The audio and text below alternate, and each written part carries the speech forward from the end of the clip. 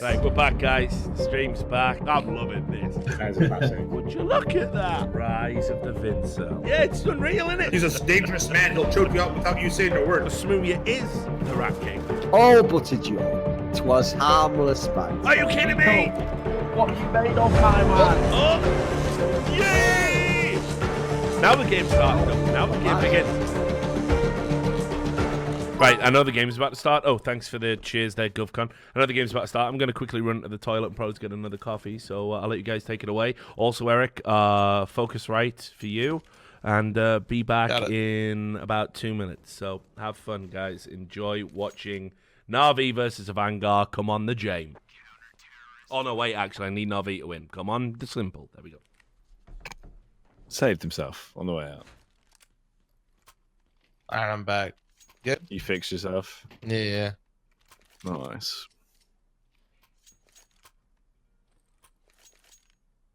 Yeah, proper surfing in CSS was fucking sick. There's no good like actual surf maps anymore. There is some, but there's a server that I play on that's like pretty decent. But yeah, no, that's like they just limited everything that they can do, and I think it just turned off a lot of people. Yeah, plus the server browser in CSGO compared to Source is really fucking janky to find like actual proper mods.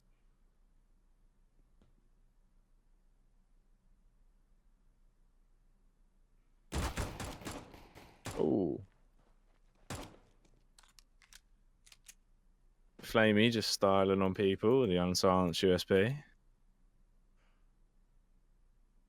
Sometimes it's just what you gotta do. Just make the worst, or make the gun worse in every statistical way, and then you just hit headshots. It's great. This round. This is just madness.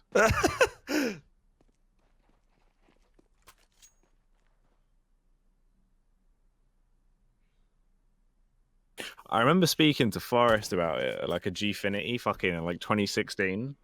I was just like, dude, why'd you always just go unsilenced the USP? And he went, I don't care that it makes the gun worse. I just like the sound and it reminds me of 1.6. I think it also makes the recoil a little bit more vertical, if I'm not mistaken. So it kind of can like be like, even though it's more recoil, it makes it a bit more predictable.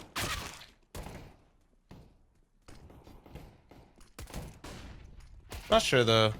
It always felt that way. I've genuinely never looked at all. I'm not even gonna pretend like that's even close to factual, but it always felt that way. Oh my god. It's the battle of the boys, James Simple. Ooh.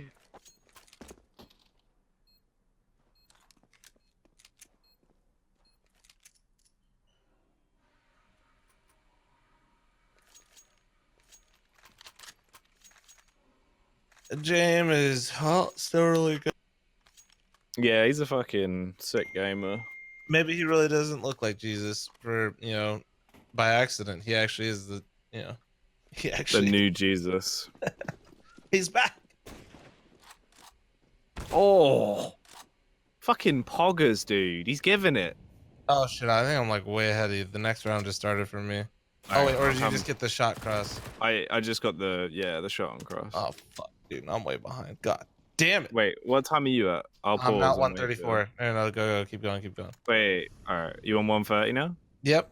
Alright, safe. We're cool. Look at that, dude. I just had the feel. I knew where you were. Nice. That's our synergy, dude. That's why we're winning. That's what I'm saying. Yeah. That's why we're winning Mythic Land. God damn it. Mythic Land cage match. Hell in a cell. Let's get it.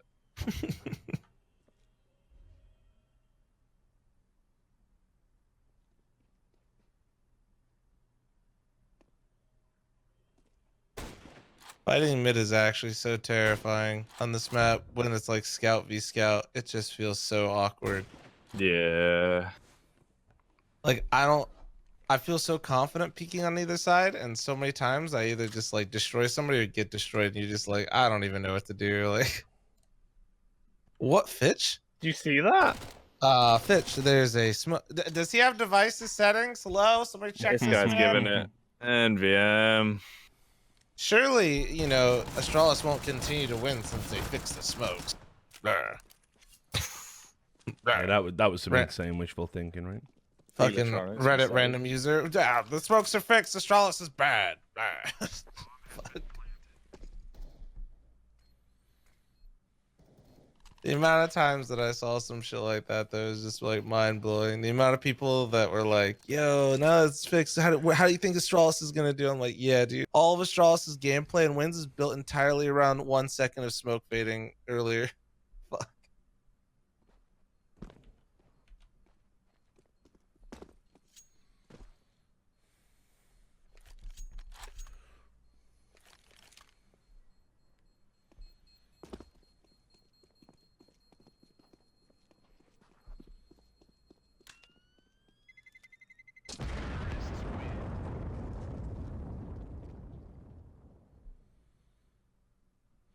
Is there any chance we'll bring back Trash Talk? I mean, me and Sam had talked about doing it while he's out here. Don't know, though. It's like, again, it's all a time factor. Like, basically until the 3rd, we're all about the No Majors Club. And then we're going to start doing some shows and stuff again. I got a ton of fucking work. I got, like, loads of YouTube videos that I need to script out and create. So, yeah, it's...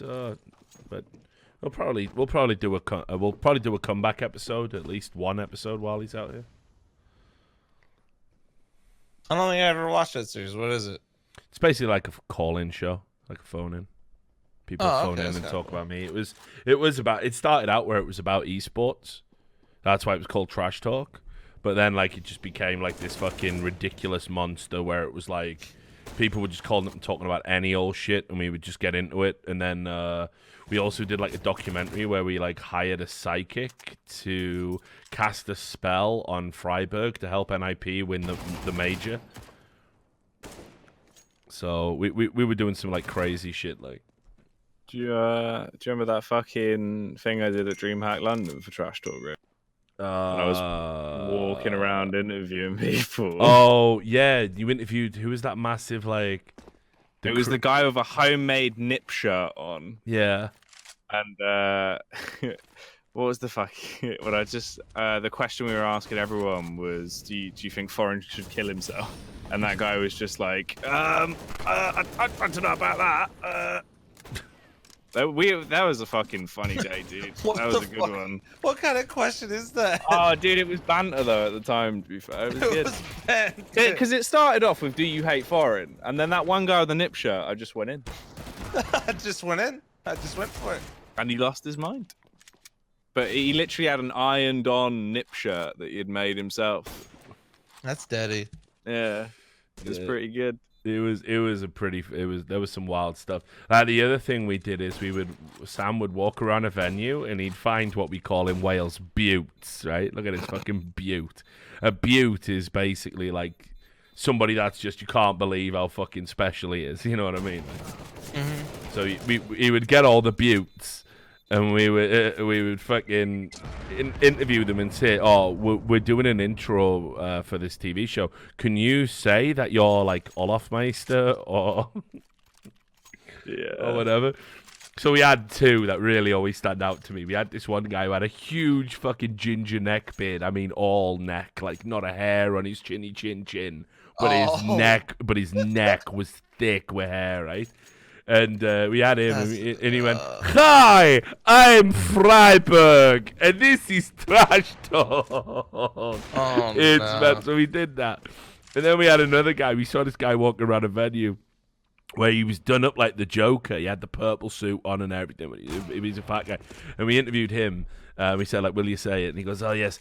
Hi, I am Olaf Meister." Like this in this mad voice. Yeah. So, welcome to Trash Talk. So we had a ton like that, man. It was so fucking crazy. I still remember the one from DreamHack London, which was the guy with the massive guy with the hat on that just went, "My name's Kenny S. And welcome to Trash Talk." My name's Kenny S. This massive fucking guy. My name's Kenny S. Mate. And then we did the Fiverr stuff before PewDiePie did. We had like some kids from a village like dance holding up a sign. It's like saying, "This is Trash Talk." And then we did it again with "We Are Reddit Mods."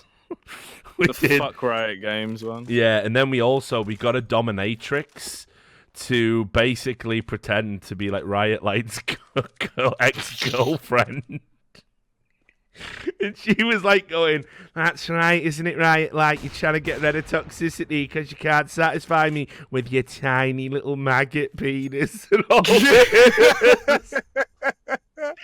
Oh, mate, that show is fucking gold. They're all still on the YouTube channel, and no, people haven't seen it, like, but that show was fucking mental. And loads of people believe, because I mean, League of Legends people are fucking idiots, you know.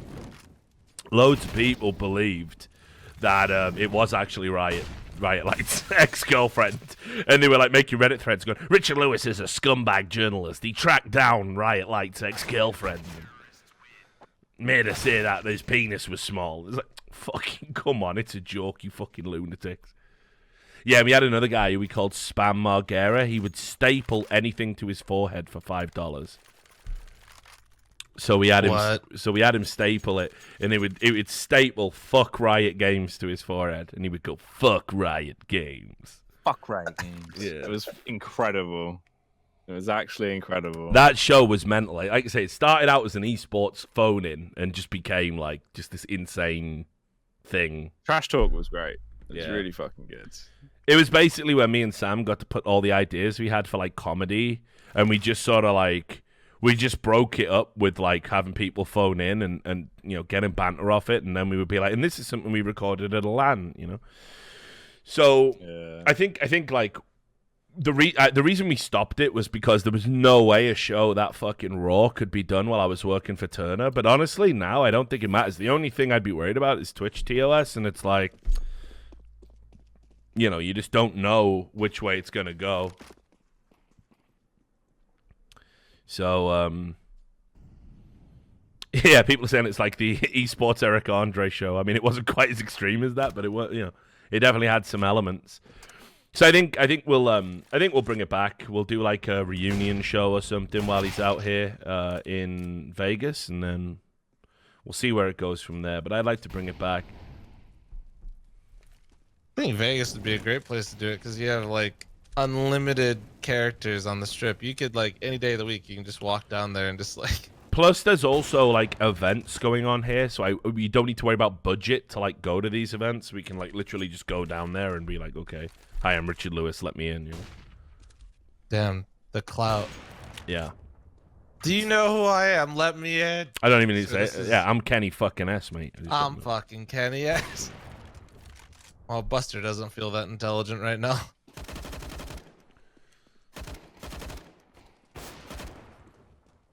Glock rounds are always so depressing to watch. You just sort of watching people like get hunted down. Yeah, Oh, I do oh. remember the episode where it was when fucking Charlie Sheen had announced he got AIDS or something. We set up a joke, like an intro, like where we had some goofy video to play. But prior to that, we'd played like there was this Spanish wedding or Mexican wedding where the trumpet player was like going, and it was like really bad and out of tune.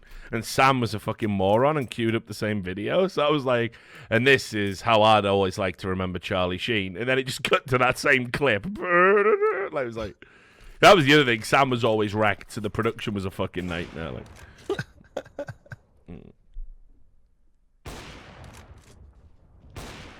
Yeah, wait, there's something going wrong in the simulation. Zeus is 7-1 right now. I've just given up in it. It's just, just giving up. It's like one of those things where you just kind of like, there's something wrong. Yeah. I think this is as many kills as he got in the entire BO3 yesterday. But, you know, we'd throw out the occasional serious episode. I think me and Anders did, like, an episode where we were talking about, like, mental health and depression and sort of just talking about how important it is to kind of, you know, check into that shit. And he was talking about his own experiences with it, and I was talking about my own experiences with it. And that kind of got lauded as, like, a great breakout episode. A lot of people watched that, and it kind of had, like, this crossover where other like, esports subreddits were, like, linking to it and stuff, so... Oh, Launders in the rat holding cell. Holy moly. We have a Launders here. Holy shit. What up? You all right, buddy? Yeah, I'm good. All right. Yeah, not too bad, man.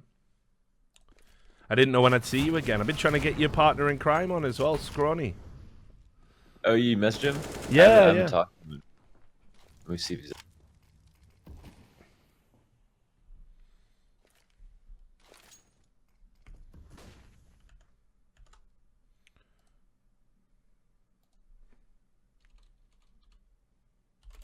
I think James is going to take the. He looked pretty good on a couple of rounds already. He looks like he's warming up. That's I always think, like key. Those yeah, I first think couple rounds. Yeah, dude, I think he ego checked Simple on that pistol round. Now Simple's going to go Super Saiyan this match. He looks so mad. Did you see this $30 million or wait, is this 100 million? It's like 30 million or like what is this? For What the Fortnite. Yeah.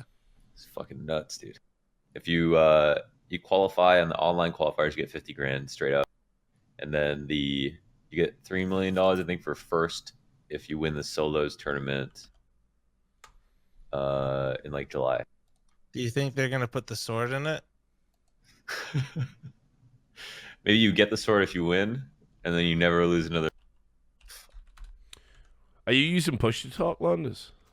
Yeah, I could change that. No. I'm just saying, yeah, you cut out that. It was doing this with Duncan the other day. I don't know why. I don't know if it's like people let go of the button before they finish a sentence, like Most instinctively. people do, including myself. But it might just be the Discord. But yeah, the last word of your sentence cuts off. So Okay.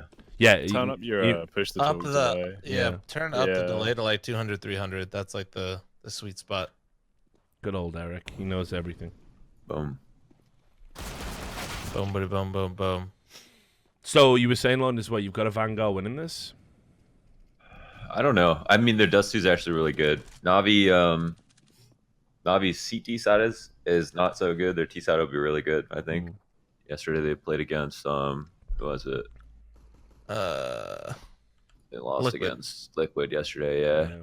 And Navi as a whole always looks really questionable on Dust 2. It's like that map where like I get why they play, like they don't look terrible on it, but they just always seem to fall short against everybody. Like good competition and bad.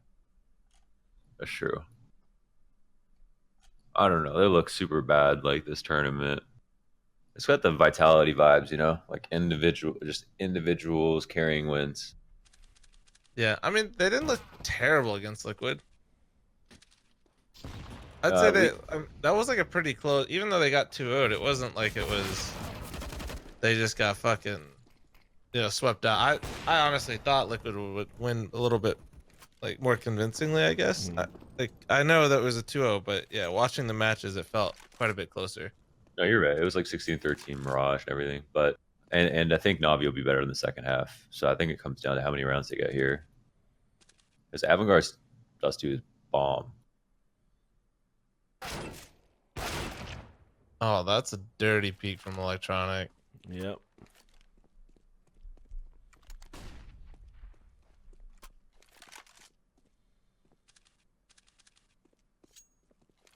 Not Yeah, saying that's this actually all, terrifying homie. for Prison. Yeah, he's like, where do I go? Oh Yeah. my god. No, there was no chance he was keeping that, dude.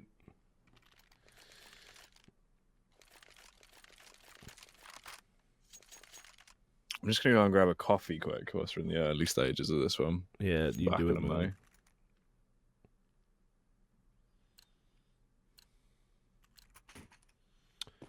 Thank you for the Twitch Prime, AWMX. Appreciate it. Thank you.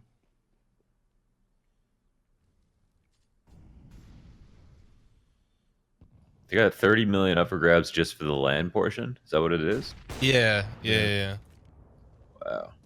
So essentially, whoever takes first and wins that Fortnite tournament is going to be the highest earning esports player in like the fucking. I think like the next highest is like, not even. I don't even know if it's above 2 million yet.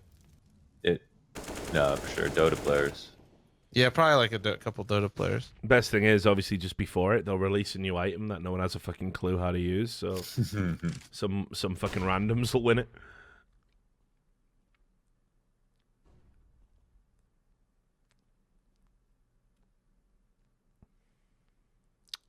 What do I think about the Jeff Bezos dick pic leak? I mean, fuck, dude. I think I'm the only guy on planet Earth that has never sent a dick pic. Wait, Despite there's numerous Jeff requests. Bezos dick pic? Yeah, because his phone got hacked or some shit, and someone sent it to the National Enquirer. Fuck. Uh, That whole statement is just. Oh, I've been Yeah. sent plenty of dick pics, guys. No, I'm not saying I want you to send me one. I'm saying I've never sent one. Your chat's like, we could help you. Yeah, everyone's like, "Don't worry, Rich, we've got you covered, bro. We'll send you some dick pics." Like, Let me no, just no, open up my no. photo album here Yeah, really no, no. Which I'm one? sure Which my guy dick do you looks want, just Rich? like yours. The sleeping giant. Yeah, I've just never sent one, despite numerous requests.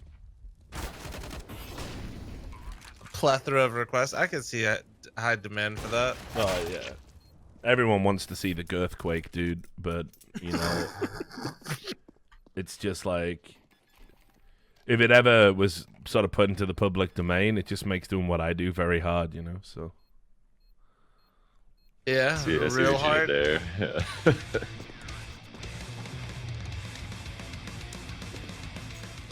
Oh, dude, I wonder. Like, do you think you could put a price on like a Jeff Bezos dick pic? Like, if you did a photo and like you can't. distributed as well through his body. speaking of Jeff Bezos' dick pics, here's Thorin.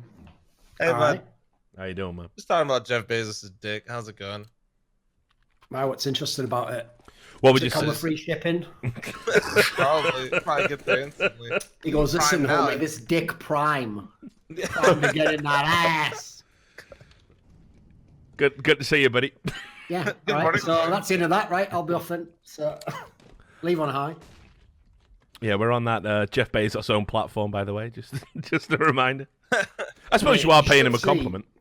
You should see how deep this stocks. I've just done a video on that topic we were talking about yesterday, where Riot issued that warning to that team for banning all the support champions Yeah. against the female team. You should see how deep that goes, mate. It's so ridiculous. It beggars belief. I started looking at it last night. Obviously, with the schedule I've been on, I haven't had time to do anything. So you said you're doing a video on it?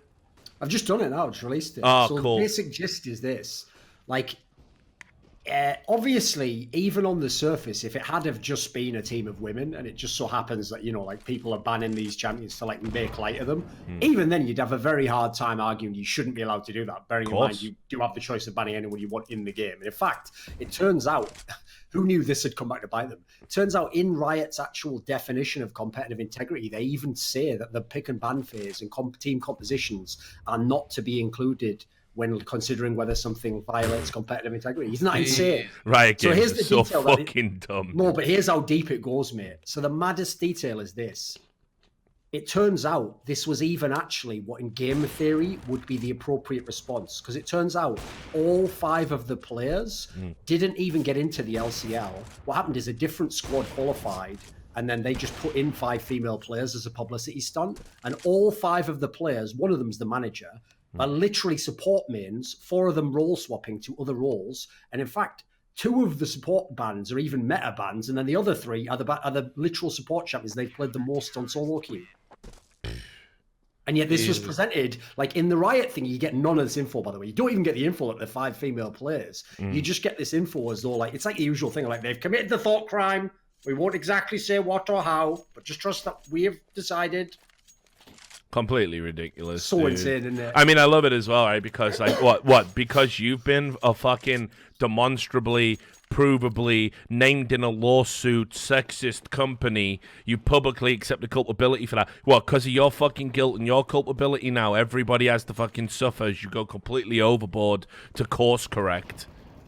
Mad, isn't it? Yeah, fuck them, man. Fuck Riot Games. And I even made the point in the video, just as an aside, which is like, let's not all just pretend that we live in some world where we don't know any girls who fucking play support or, the cute champions that obviously women, some of them like, Yeah. Like, why are we living in that world where you have to pretend that, like, you have to literally gaslight yourself against your own life experience? Mate, it Just was hope like- that out there, every other girl you didn't meet was just playing fucking top lane Urgot or something, like. There's no way. But it was like remember when Mercy got fucking changed in Overwatch? Of course. And It's it the was same thing in Overwatch as well, Like almost every girl I knew in Overwatch played Mercy or Anna. Yeah. No, but it You was still- like, yeah, but it was like, I remember all the protests about the Mercy nerfs. I don't remember a single guy. Yes, when they tried to imply that it was like because she was a female character. Yeah. And they were like saying, "Yo, that was yeah. good. Yeah. Oh no, I enjoyed. So stupid, I enjoyed that foray into madness. That was a good. No, day. of course. Like that. At least that one's so ludicrous. You just like go right. Well, I paid my ticket on the clown ride, so here we go. Yeah, Let's see where this motherfucker goes. Like, Prince, I'm not lying. If I was in a room with them and they were trying to explain this to me, I wouldn't argue with them first. I'd just sit back and be like, "Oh, go ahead, yeah, go on. What's the philosophy behind that?" I'd be listening the whole time. Oh, of course, yeah. You just At the end, of course, I'd have to just jump out the window or something. But when I realised these were the people in charge of esports, it'd be a hell of a ride up until that point, wouldn't it? Of course, yeah. And then, of course, no doubt, Hillary Clinton would just do a tweet saying, See the way Thorin commits suicide. As usual, women are the primary victims of male suicide, and all his female family will have to mourn him. And at this point, I'll refer you to the post-it note. Back to the post-it. Yeah, at this point. That is fucking crazy, though. Like, By the way, have you seen how many people in CSGO, Richard, are just literally throwing a tantrum that they picked Vitality to win that match and trying to make out like Renegades is not a good team or something? I haven't even seen that, no. Oh, No. mate. Your boy Nell is making a fucking embarrassment of himself on Twitter. Not for the first time. Like, he's literally replying to people who are, like, saying that they're a good team, just saying stuff like, "I'll do nothing for 6 months and then just turn up to the next major." It's like, that doesn't even make sense. Like, the whole point is, think of this. I'm probably the #1 person who gets wrecked when in past majors, a team like Cole flukes it, and I say, like, well, they're not a good team, which is, obviously, people can see that's accurate. But, yeah, in the moment, you're a bit of an arsehole for sort of saying it, like, right at the moment that they say it. Yeah, I agree. But, like, this is nothing like that. It's a totally different set of circumstances. This is way more legit. The idea as well that like he's like, oh, they'll just do nothing for 6 months and then like you are describing the fucking French scene. I know it's rich as fuck. Yeah, that's the problem. I mean, to be fair, listen, we all have our own little idiosyncrasies, but if you ever get him on the topic of the French, he is a joke, mate. Like, it's the same guy who constantly would say that like Existence could do nothing right, but then at the same time, he like constantly petitions for major from Space Soldiers to be brought in for any French teams. Like, on what basis? Yeah, I think it was because Existence called him an idiot one time. And it was something along those lines. And he also implied on Twitter, I remember, that like Existence wouldn't do interviews with him, which, let's face it, if you're a journalist, that is probably the most unprofessional behaviour, where you just hold some minor thing like that against the guy's actual reputation. Think how many people have snubbed you for fucking interviews and even publicly said they'd never do an interview with you. I mean, like, Fallen obviously immediately comes to mind. And you just did a wicked 2 hour. Yeah, it's not like I then say, "Oh, he's fucking shit" when he wins a major or something. No, I know. Well, you have to give it up, don't you? And of course, I'm in my own personal hell today, Duncan, because Zeus is top fragging. All right, there we go. More kills than Simple on Dust too. I have to say though, this Renegades storyline is fucking sick though. What a great. They looked good, man. Like they look. I mean, they put up a good fight against Astralis, and they were looking really nice in that last best of 3. I said it the other day. Everyone's talking about the new guys and what they brought to it, and like Gratisfaction is a hell of a find, like no doubt about it. But the real storylines for me are, first of all, the resplendent return to form of JKS, like going back to being the absolute clutch master that he was when he first came into the NA scene, and the fact that Azza has improved despite being the in-game leader for the team. Yeah, Azza's making Nico look like a dickhead right now. Yeah, exactly. For real, think about it. He's doing exactly what Nico's trying to do on a worse team and making way better results. That's legit as fuck. Yeah, that Kind for of reminds me. me of Stanislaw. Well, Stanislaw was the best player in the world. The guy. He's just had a good fucking performance. No. I just mean like give him a a player that moment. performs better when they IGL though is what I mean. Yeah, I understand what you mean, mate. I was being sarcastic at that. Yeah, but Stanislaw was the best player in the world for about 5 minutes yesterday as well. When he was pretty good, I can't lie. Made everybody cry pretty much yesterday. Yeah, and you were right as well. They did fucking embrace that hard, like with the tweets. Oh, of course. Yeah. What game's going on now, like? It's Navi, Avangar. Avangar went 3-0. Navi have won 8 on a raw CT side, Dust 2. So I think it's safe to say this one's probably in the books. Okay. Well, especially if Navi's going to win on fucking Dust 2. Yeah. That's supposed to be the map you're supposed to be able to beat him on. Although, actually, okay, simple. Oh, I was going to say they might get this one, but of course, Simple and Electronic are the two in the 2-1-4. So, won't hold my breath. Oh, they're going to save. Yeah, this map's over. I think it's the second half. Navi are going to be way better. Yeah. Mate, you should. Shall I just trigger you, Rich? Because obviously, like, bearing in mind, if I think about these things myself, I'll get triggered. So I'd just rather give it to you and let you get triggered. So, Thanks, friend. Yeah, that's how a relationship works, I believe. So, so here's all I need to tell you, Richard. Yeah. Is that thread where obviously Glaver's said, like, can we unban like the Avangar? Yeah. Like a common sentiment in that thread that's been quite upvoted is the notion that like it would be terrible to unban them now because you did say it was a permanent ban and therefore like you'd be violating the concept of that. Like try and just take that logic a second and apply it to anyone who was like wrongfully imprisoned or like, it's actually the most fucked logic I can imagine. For me, we're in too deep. Double down. Yeah, for me, this is what I have said. I think it's actually bad of the players to kind of try and petition the CSGO dev because then it does put them like, let's say, okay, the CSGO dev had woke up to like CSGO team had woke up today and they thought, you know what, like, yeah, actually, the more and more I think about it, it's just good if we just unban them. And then you see that tweet by Glaive. Well, now you can't unban them because it looks like top players can petition you. Like if they forced your hand. Yes, yeah. Exactly, and that's terrible optics for anybody that wants to enforce decisions. For sure, yeah. So something like that though, the taco tweet getting the smoke radar change.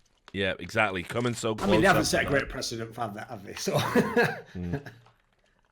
So I think it's one of those where it's like, listen, you guys have the CSPPPPPA or whatever the fuck it is, and you I think there's a few more P's in there. Though. Yeah, I'll get them in. They already did 5 years though, right? So I think in their eyes they're like, what? We already did the hard part. It's never gonna get worse than this PR wise. So why should we ever go back on it? Yeah. So it's I think that's the avenue you get change. For me, the only solution is for Astralis to win the major and then instantly pull out like chains, lock themselves to the major trophy and stage, and refuse to leave until IBAPOW's unbanned. So all I'm saying, Clave, is if you really care about this cause, mate, it's in your hands, mate. Yeah. So reasonable. Yeah. Put your mouth where your chains are. If not, then are. you are actually a turncoat coward little snitch bitch, and basically the Danish fallen. So. Oh, God. That was all skit from my new one-man Broadway show. Yeah. Thorin, an esports historian. Thorin. Snitch bitches get stitches. Exactly. But yeah, it's for me. I think the only look. I don't think they'll ever change their mind. But one thing I think they should do is like just to show that they are very fair, etc., etc. There hasn't been like any form of hearing or any form of appeals process. That's the issue. You cannot like have a disciplinary proceeding. Yeah, that makes Riot Games ahead of them. No, that's what I mean. The fact that there is no appeal process. Because I always said, even if I was actually, to be fair, I actually have to give credit to Riot that they ever did unban Incarnation. I assumed he'd be banned forever, but even if they hadn't have unbanned him, at least for the sake of putting on an honest face, at least they had those appeal meetings every 6 months or whatever it was, Yeah, At least there was some way you could feel like you were in the system. And sure, of course, it was just like fucking every time Morgan Freeman's character in Shawshank Redemption would go in, and it was just getting a rubber stamp. It was just to tick the box. But you have to have one, and the fact that they don't is like deeply concerning, honestly. I was also loving, if you saw my Twitter, that trending John Barnes comment from Question Time. Do you see that? Yeah, I did see that. He was always a fucking legend on shit like that. Yeah, he was a very intelligent player compared to most football players. Yeah, I always worry about him wading into this and exactly the kind of people that laud his opinions, though, because I do worry about accepting the premise that and again, this is where the stream gets immediately heavy, so I'm jotting it down on the post-it note. Reasonably light. Yeah. All right, we'll try. But I don't like accepting the premise, no matter who makes it, that there is always going to be some form of subconscious, specifically racism.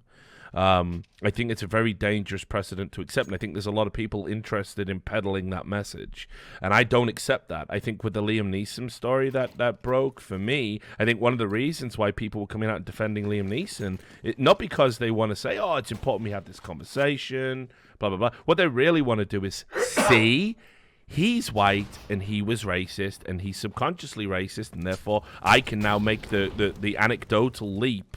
And I don't like that because I think that's bullshit. I would never have behaved in the way that Liam Neeson did. And I don't think it's ever justifiable, even with the traumatic circumstances. Now, what John Barnes is saying is that the environment we live in will create subconscious prejudices. I definitely have to agree with that. It'd be ridiculous to assert otherwise. But it's that next leap. It's that next leap that John Barnes goes to, and so it's like I agree with him on step one. I agree with his comments about the media. Yeah, but it's like, what's the alternative? The alternative is it's just one group of people who can express racism and everyone else is just a fucking robot that has no biases. Yeah. If that's the alternative, I'll take the John Barnes compromise on that. Yeah, sure. Because at least his view obviously can lead towards something approaching a solution. At the moment, all you have is, like, that's the problem with identity politics, isn't it? You can never change your identity, so you're screwed. It's game over. There isn't any discussion to have. You're in this group, they're in that group. Game over. That's what people want to make it. Yeah, that's true. But I like. know what you mean. Like, obviously, it's the same thing happens with us. If we give an opinion, which might be incredibly nuanced, and then someone takes from that, like, oh, right, so since this player did something wrong, fuck the player. It's like, well, obviously, I'm not saying that, am I? But that is unfortunately just the nature of. Well, ironically, that's people being unconsciously biased based on what we've said. Yeah, exactly. And I think that's like unconscious bias is definitely something that's real and definitely something that exists. And I can imagine some people, for example, are unconsciously, without even realizing it, racist. Right? I have no doubt about all of this being observably true. I just don't like to make the broad sweeping generalizations that it applies to like large sections of people, because I think once you get into that, it sounds like you're making, these demagogues, you're making their argument for them. And that is that, hey, you can't control your behavior. You're just inherently bad. And I don't like that. So it's a tough one. I would say that's like an extreme characterization. Like for me, sure, it is. Message is like, if the bias exists, now we can address it. It's not like the bias exists, so we don't have to do anything about it. But I definitely agree. It's like, the key point that John was sort of making was that, we can't have a conversation right now about these important things, and that is becoming more and more apparent with every passing day. Right? You have two extremist sides that then somehow try and successfully actually have occupied the center, have occupied this, the circle, the center of discourse. The realm of ideas, whatever the fuck you want to call it, whatever crazy term. And they're the two groups that are kind of screeching at each other. And I honestly think the vast majority of people are somewhat bewildered by it all. It's like for all the examples I see of like extreme right-wing rhetoric on the internet or extreme left-wing rhetoric on the internet, I go out into the real world and interact with American people, and they're just like, yeah, it's all bullshit, mate. I'm just trying to stay out of it. Just want to keep my head down, do my job. Hopefully it course corrects in 2020. And you don't see any of that. Yet you go on the fucking internet and you would believe America was on the verge of fucking civil war. I see, for example, Tim Pool, somebody I respect, say this all the time. We're on the verge of a civil war. We're not. It's like two very extremely loud minority groups on opposite sides. They've somehow got tech savvy and they're somehow, controlling the discourse. 99% of the population couldn't give a fuck about any of this nonsense. Yep. 100% true. Yeah. It's just like social media, man. Like, you just always are seeing everything, you can't. Or like social media, or just, you look at the news, right, where they're trying to like fill a 24-hour news cycle. Just the same shit. Yeah, completely. And like, when was the last time? Does anyone remember the last time we woke up and there just wasn't some like catastrophic story, some reason to be afraid or outraged or angry? It's like it got so bad. I was talking about this the other day in the stream. I'm sure you saw this, Duncan. They were so desperate for someone to be outraged about, someone to drag publicly. They had to go into the archives and find a 1971 interview by John Wayne. Yeah, I remember this. Yeah, I saw that. It's like... Who has been dead for, what, like 30, 40 years? Like, the motherfucker died in the 80s. Like, I don't know what else you want. Like, I will never work with John Wayne again. Like, he's fucking dead! It's so ridiculous. And you know, and it was just another way to push this outrage agenda. And by the way, I mean, like, who didn't know John Wayne was you know, a traditional old school kind of racist? He's on record as saying the Native Americans deserve to get killed for not sharing their land. I mean, what did you expect? Like, enlightened progressive thought if you dig into John Wayne interviews? Of course not. Absolute gibberish. So yeah, man, I just, it's just all a con job. Like, people are still the same. Like, people haven't fucking changed that much. Everybody, the vast majority of people will treat people as they find them, with respect, with dignity. They're not interested in this, like, constant, endless battle. And I think a lot of people would like to have a conversation about where we stand. Of course. In you know, with all of these From my experience, issues. like, I know from esports itself, most people that I know wish they could, like, provide support to the person they agree with publicly on these matters, or like themselves give a comment. But the whole thing is, they just feel like, I don't want to touch that shit with a 10-foot barge pole. While it's like if we're having this conversation and everyone who speaks up, a mob just attacks them. Like, you might just go ahead and go, I think I'll sit this one out. No, but that's what everyone does. And listen, it's like I've said to you privately. It's not a defeat to, like, when the debate is raging and those two sides we just talked about, the extremists, while they're fighting, it's not a defeat to not toss your hat in the ring and subject yourself to the horrors of the fucking mob. It's actually quite smart, because all you have to do is wait a few days and the mob will move on to the next thing, the next outrage, the next topic, and then you get to give your fucking opinion. And no one cares because they're already burning the next guy. And that's how you have to play it these days, unfortunately. It's why I never, you know, like, for example, I haven't tweeted anything about Covington. I'm scripting a video about it. I mean, what happened? There's a fucking outrage. No one's going to mob me for talking about it now, because what are we on to? Jussie Smollett? Do we need to pretend that actually a fake hate crime is something important? And why did he feel compelled to do it? You know, like, how can we deflect and turn this back? You know, like, that's where we're at right now today. So actually all the stuff that went before it, we can just fucking ignore, right?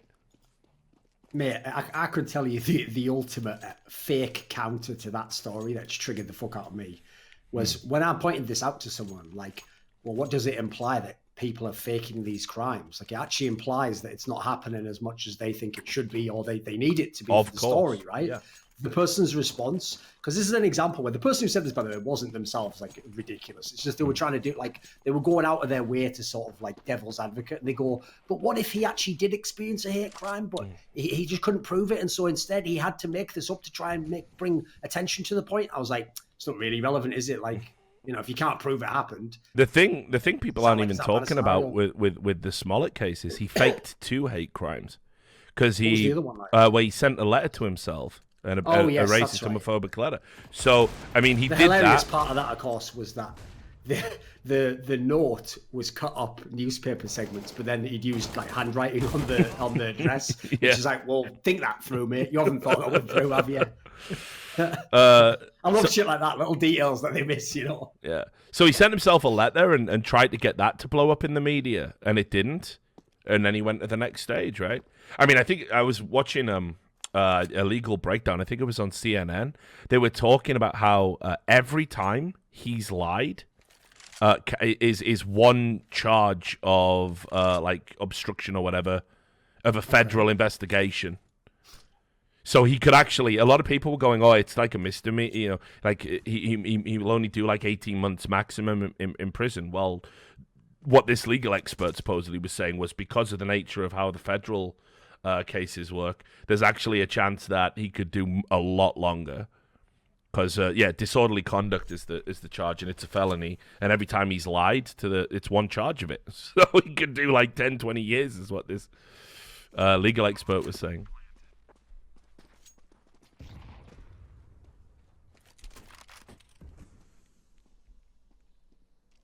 Because, you know, like, what I always love is when people apply the same logic just in the opposite direction when it suits them. So the same people who are like, look at this, it's just an indictment, isn't it, of how much racism there's. I know. But it was fake. And they're like, so what? This doesn't say anything about the state of whether it's like, fucking hell. You just said that. I know, man. You've got to just laugh at that, because I don't want to just make myself realize the depressing fact that a person really has that logic. A lot of people have that logic. I mean, I said the Washington Post published an op-ed where they were saying, how sad they were that it was a hoax.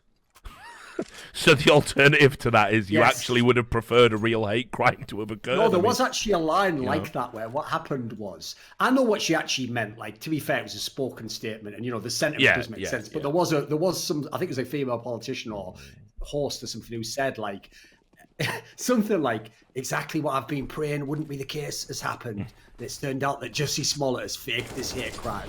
And someone was just like, wait a minute, you've been praying that the hate crime was real. What sort of mad implication? But I know what she means by that, to be fair. Like, obviously, like, I get what she actually means. Just like, she didn't want to believe it was true or whatever. Like, it does sound mad, though. Ah, that's crazy, man. Get me out. Anyway, are you in the game yet, don't? Yeah, I'll join in now. Don't forget about that thing with your mic. Yeah, I'll just wait there when I join in. Yeah, I got you.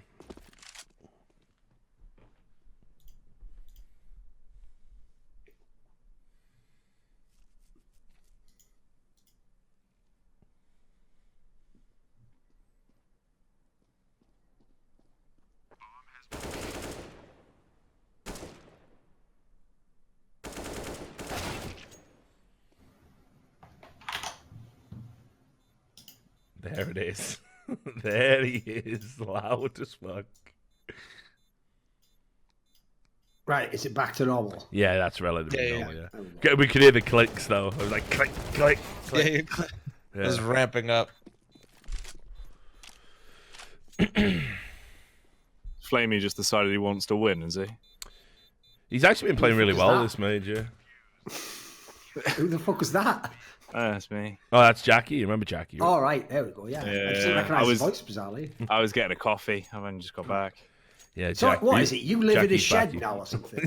That's all I've heard, mate. Yeah, thanks for the 5 gifted sub, Jid Rarin. Appreciate it. What's going on? I've been living in a shed for a while. Yeah, I know. I mean, if you legitimately don't even look there, I apologise, but it does sound no. So is that some like UK colloquialism? Like what is that? No, really, a shed is like an outhouse. I literally live in a shed. Yeah, it's more like a bungalow, if I'm honest, but it's technically a shed. It's got carpeting and everything. It does. Second floor in there. I've got, but basically I moved to Blackpool, and I lived in a gaming house for a while, and then I moved back. And when I'd moved back, my sister had a kid, so I got told that I couldn't live in the house anymore, so I live in a shed. Yeah, but it is a very nice shed. He just rocks up, goes into his room. Who's this in here? We just had a kid in there, haven't we? So, all right, where am I staying? What, am I getting a bunk bed or something? Nah, you have to go to the shed, mate. All right. It's a big shed, though, to be fair. It's large. Shed apologist now. It's not bad. I don't know, he's selling it well, isn't he? It's very spacious. Oh, it's it got is. that sort of cosy feel that a sort of a country cottage might have, you know. You got plumbing? No. Yeah, I've got got water on the roof, and it comes down a pipe into sort of a makeshift tap. So I've got a fridge and a freezer. I've got a cooker. Right, I'm good for that. I've got my PC, I've got my TV, and everything I need. However, I do have to go in the house if I want to piss, which not ideal. By the way, I can't find this game. Like, I can't find it in the live matches section. Oh, scroll right down to the bottom. Sometimes it comes in at the bottom after all of the demos for some reason when it's live. I still can't find it. Give it a refresh as well if it fucks up. Sometimes it just doesn't load. It's weird.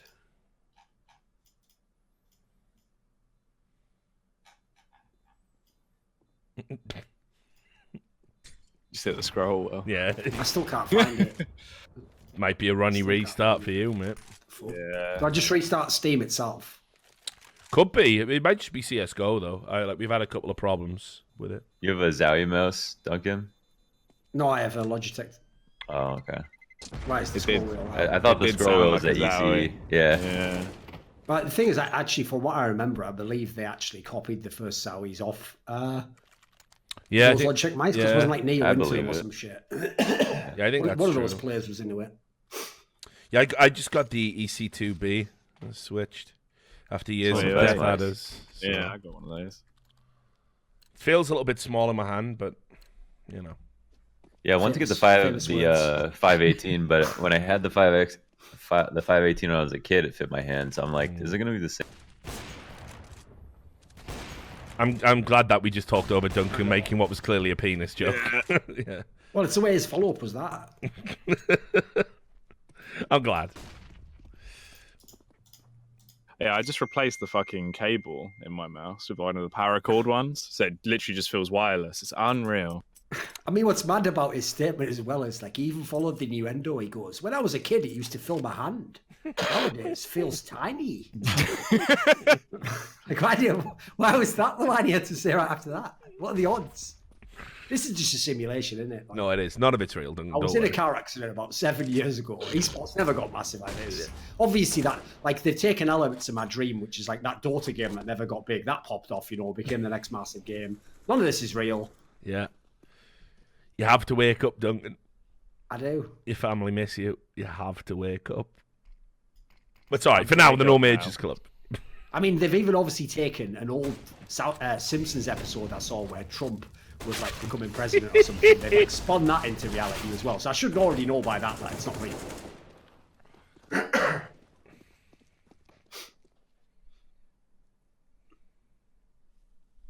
Just a load of screaming going on outside. What the fuck? We had drums when Ty Lue lost. Apparently screaming at the minute. It's mad. I just can't find this fucking game. You know it's Na'Vi versus Avangar, right? Just check. Yeah, and if I go to the live section, right, I get given like 8 options for games, and none of them are the actual game. They're all like public players or some shit. Isn't the GoTV behind the stream? I just keep the stream open. I feel like I'm seeing the rounds before GoTV. You can, if you open demo UI, you can fast forward it, so it's actually like at the same point because it's kind of like random. If you tab out, it fucking delays it and shit. So you want to open demo UI and then speed it up, but don't go too fast, or else it'll just crash. For saying I was 100% cheating. Like what the fuck? I can't even get in the game on his PC. And that was his words, not mine. Give Steam a restart, I guess. It might just be fucked. And every time I mention it to him, he says he never said it. So I don't know. The guy. Your Steam friends and all that working, Thorin? Wait there a sec. Literally never said it. Someone sent me a clip off the Smoothie stream where I said he was 100% cheating. Yeah, and I've never apologized for it. And it's like, and he goes, his words, not mine. Definitely your words, you mad fucking mentally ill cunt. Like, definitely your words. I've never said Smoothie is 100% cheating at any point in my life. Fuck, did you watch the rest of it? He also says that apparently you have a clip of him cheating that you said you had. Never had that. There was that one clip that was going around on Overpass that I think everybody saw, but yeah, are you in the wrong tab? People are asking, Duncan. Wait there a sec. You got to go into the IEM Katowice tab in CS, not the live tab. Oh right. I mean, it worked every time. Other time I did, but fair enough. Wait there. Now people are telling me to check out Pimp's tweet. Oh god. Poor Pimp, what's he said today? Okay, so I'm on the matches part right now. What am I looking for? Yeah, now scroll down until you see a red circle next to Na'Vi and Avangar. It's fuck all, mate.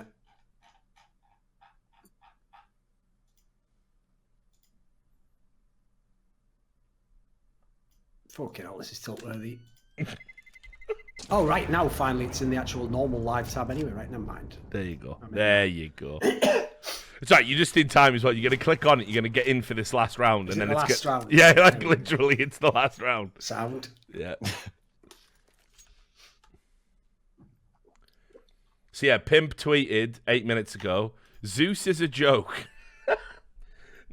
Na'Vi's tactics is a fucking joke. They just run through smokes and hope to hit shots. If simple and electronic die equals round is lost, I don't know how people can even say Zeus is a good in-game leader. Laughing my ass off. They literally have zero strats, no team play, no chemistry. That's a like from me, buddy.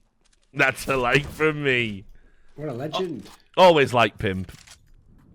Here's the thing as well. I hope the reason he's done that tweet is because he's realised Reddit and HLTV don't all hate the guy anyway. So, like, if they already hate you, well, you are now freed from any sort of expectation to please said people. Praise You the do whatever you villain. want. Yeah. You know, Yeah. may as well go for it. Fuck it. Let's go all the way in. Let's have a retweet. I've also always loved the people. Let's have a retweet. Obviously, if any pro player disagrees with me, I'm an idiot and I have to listen to what the pro player says. But if they disagree with Pimp, somebody who's infinitely more pro player than a random pleb, they can disagree with Pimp bizarrely. It's weird how that logic always works, isn't it? It's just, you know, basically what losers on the internet do is they create a series of imaginary rules that always enable them to win, whatever the thing, whatever the situation.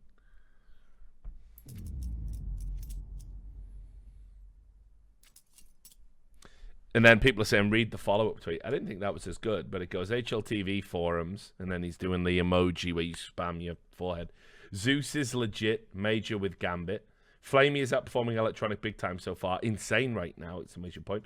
Na'Vi plays some of the slowest CS you'll ever get to see. If anything, these players have chemistry in between with their slow style. So I guess he's like reacting to what people are saying, criticizing him. Whatever, you tell him, Pimp.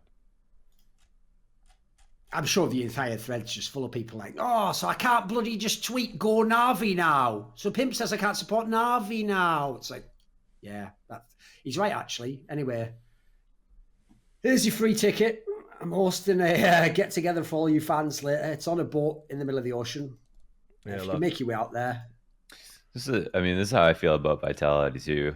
Yeah. Every time they win, I'm like, come on, when are they gonna lose, dude? Oh, don't worry, I was not, getting flamed to fuck for that today, mate. Yeah, they're not a good team. They have some terrible. What people maps. don't get is, I'm not even flaming all the players in that team. Like, NBK's had a pretty good tournament overall. Yeah, he was actually quite Apex has the occasional map where you're good, but as a team, they're ass, you know. Oh, Also, people are NBK was saying only good last stage. People are saying he's defending Zeus, and actually, that what he tweeted was a copy pasta off HLTV. Wait a minute. For real? Yeah, apparently the follow-up tweet is Right. like his real thoughts. I'm unretweeting that. Yeah, same. You have disappointed me, Pimp. You Yeah. lad. You know what? Shocking. Yep. Never liked Pimp, man. Yeah, you know, it's a bit like when that guy. it's a bit like when people who are ugly all of a sudden, like, you know, they hit puberty and they get really good looking. Like, I never quite trust them, and so similar thing with people who are too fat. You know. Yeah, I think basically what happened there was, you know, like whatever drugs he was taking to lose all that weight, it's like it's caused obviously a fucking psychosis of sorts, and now he's starting to believe that Zeus is actually competent. So it's a shame, really. It's a shame. Why don't we play this Smoothie clip while we're waiting for the next map, eh?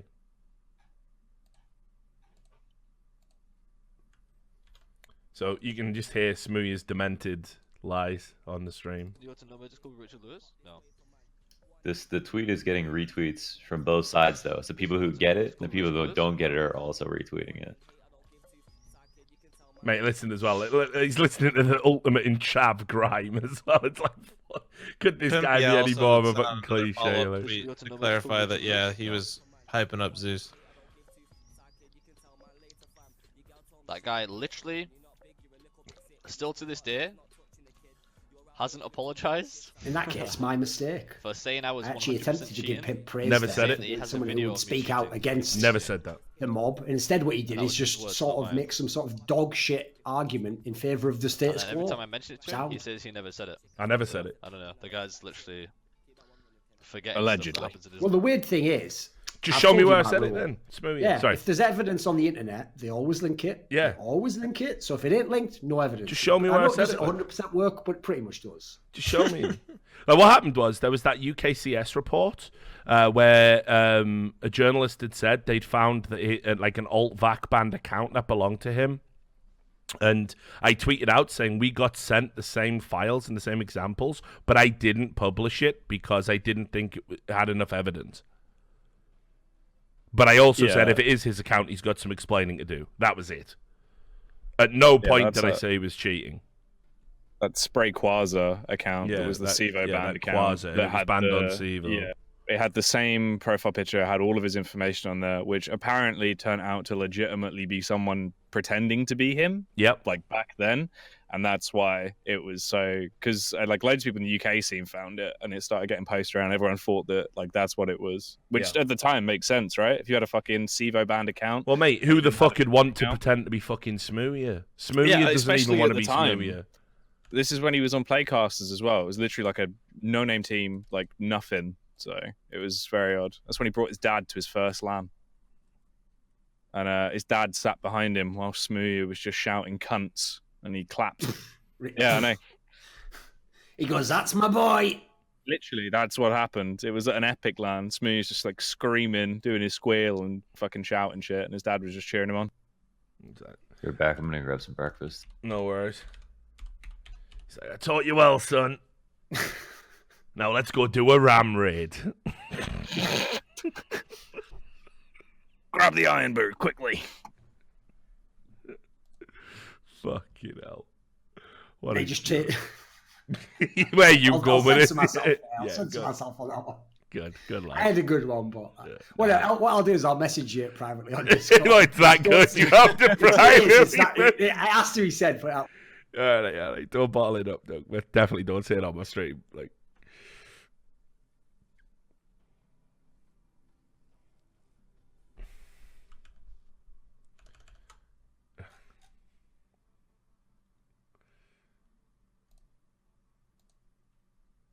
here it is.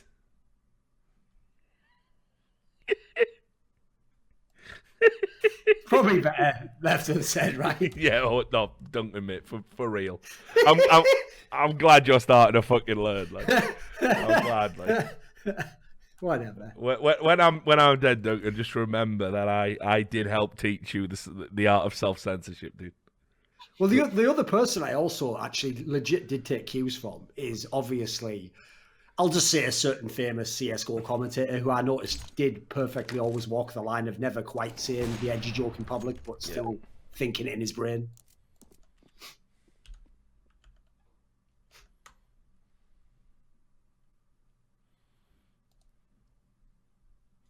As if people in the chat are saying, "Oh, you mean Sadokist?" Like, Don't think they thought that one through, really. no, have they? they haven't at all, have they? Not quite, guys. Not quite.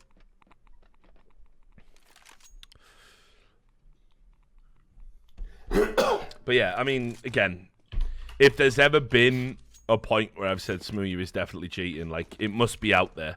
I don't think I've tweets. ever heard you say anyone was ever definitely cheating. Like, I don't think you even said that Flusher was. I think you just said you thought some of the clips were dodgy, right? Yeah, and if you remember, suspicious, and if right? you remember at the height of the Sabrosa clips, and I definitely thought they were warranted scrutiny. I said the problem you've got is if you believe those clips are evidence of cheating, there are a lot of innocent players that have similar clips that don't get the same level of heat. So what does that say? Like, you know, and be careful of disappearing down that rabbit hole. What's interesting is a lot of people, because that's one of the most popular videos on my YouTube channel. I think it's got like 300,000 views. And me breaking down those Sabrosa clips, and it's like people just look at the title and go, "Yeah, good on you, Richard, for calling out this cheating scum." I'm like, no, man, that's not what I'm doing. So I think a lot of the time, you know, and like I say, I mean, there's a lot of illness on the internet right now, so it's like, I think probably Smoothie has caught a bit of that, right? And he's like, "Yeah, he definitely said it," and it's like he wants to believe I said it. Probably does believe I said it, but I that's didn't probably say it. more. I don't know whether he himself actually believes it, but I know that he wants to believe that someone said it. And so if you said anything close enough, he's just going to straw man it that you're the one who did it, you know? Yeah, I think all I did was retweet. Yeah, and like Seminar saying, "Did you say Doc was cheating?" Nope, never accused Doc of cheating either.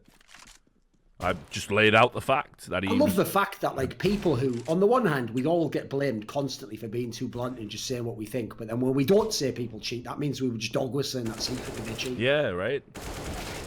You can't win, basically. You know, I like how no one brought up as well. This is a guy who mysteriously couldn't go down the road to meet Chris J at the height of the allegations, and then mysteriously, I can fly to Dubai to play in a mixed team with Scream though. You know, I think it's my parents won't let me play on there. Hey, I'm just going to Dubai, Mum. See ya. I'm off. Yep, see ya. Peace. Thanks for the $9, Dorps. If the favourites win Renegades, player my BR in the quarters, what chance do I give them? Don't know, mate. I'm still waiting for everything to unfold. Probably a good thing that Smoothie hadn't left big at the time. Because if he'd have gone to that event in Dubai, you know, his dad had been going, "Get those cunts! Get them all!" The thing is, the thing is with this as well, though, it's like, I mean, seriously, I hope he's enjoying it because, like, he's literally swirling down the fucking toilet right now I don't know if he knows it. I don't know if he can fucking. I don't know if it's sunk in yet. You walked away from a team playing in a major before the major. They've just crapped out of the major as a result of that because you completely fucked their prep. Oh, he's fucked them, yeah. They have been incredibly nice about it, but trust me, the truth's going to come out that actually you didn't get to walk away from the team. That you had a fundamental ego problem and weren't listening to your in-game leader, and that's all going to come out. And then pros talk to each other. By the way, if you think other teams don't already know what you're about, I mean, good luck finding a top team again. I mean, you went from potentially playing in a major to ringing for fucking denial, and did nothing there. By the way, so what happens next? I mean, seriously, like I don't think he realizes. Hope you like streaming FPL games. Oh, that's right. Yeah, you got banned from that as well because you told a fellow pro to kill himself over absolutely nothing. It's a shame, man. I'm glad he's got time to focus on me. If I was him, I'd be focusing on trying to save my career. Yeah, he's just mixing in like the UK Premiership at the minute with pensioners, which is like Jake M and stuff. That's what he's doing at the minute. Like, if he, you know, it's like KNG taught fucking no lessons to anybody, you know? Like, it doesn't, like, KNG's a much better player than him, and look where he is now. It's just like, guys. And the mad thing is, remember, all these people have had second chances. In fact, that's the brilliant thing about CS compared to any game. Like, go down the line. Me, you, fucking Simple. Who else? Of course, there's a moron here. Sadokist. Everyone who's done one thing, if they fuck up, you can come back from it. The difference is these people then just go and think, oh, can I fuck up 17 times in a row? It's like, no, there's a limit, believe it or not. Yeah, there is a limit. You know. As if people are still as well. Refresh was was throwing the game. Smooya was right to tell him to kill himself. What? Because he was making fucking aggressive, suboptimal plays in FPL. Okay, guys. I don't think you know what throwing is. That's logic as well, isn't it? It's like, but if the other side was wrong, that predicates that this other side is right. Well, now they can both be wrong. I don't know if you're aware of this. Have you ever seen when people take a test? If I fail it, you don't pass the test. Like, you have to pass based on your fucking answers. It's like that whole thing, like what you were saying earlier. That's the reason I actually hate wading into some of the public things. It's like, obviously, then you get people who are like, yeah, I agree. All women are trash at Overwatch. It's like, that's not what I was saying at all. That was never the point. Why are you agreeing? You're not even agreeing with what I said. Like, you know, when they did that thing of like, yeah, actually, that Ellie thing proves that no one ever got harassed. It's like, well, definitely not what I'm saying. Yeah. Just go ahead and leave me out of these tweets if you could. I just got no truck with that at all, man. Like, the idea that, like, you know, because refresh in an FPL game, like, was, you know, might have been tired, might have been tilted, might have been whatever, like, you know, the kind of same things that you afford anybody, and it's like, oh, he played suboptimally and wasn't making calls. You literally advocated for the reintroduction of Doc, someone who doesn't call at all and makes hyper-aggressive plays all the time.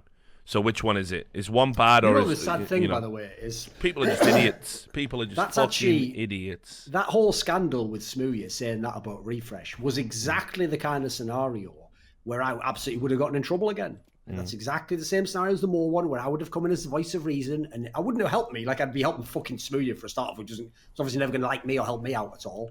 So I would have nobody in my corner. I would just get wrecked, because obviously the most obvious, reasonable statement you have to make immediately there is he's clearly not actually telling the person to really kill themselves. I mean, let's not pretend that that's the case. Oh, of course not. No. But if you even mention that context, it'll be the same thing, Richard. Oh, so you're downplaying, you know, thousands of youths commit suicide on a daily basis. It's not a joking matter. It's like,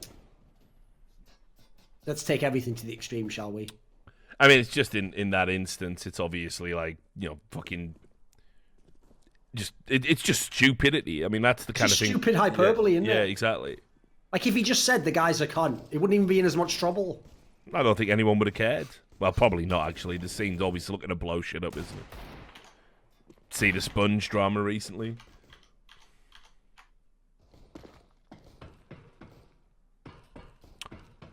Thanks for the $4 there, Para. Appreciate it.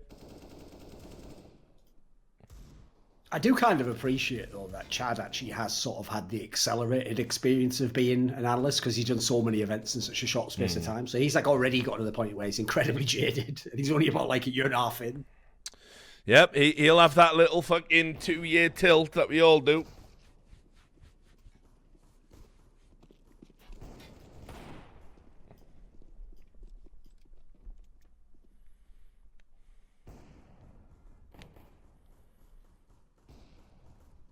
Thanks for the $2 there. Pimp is God.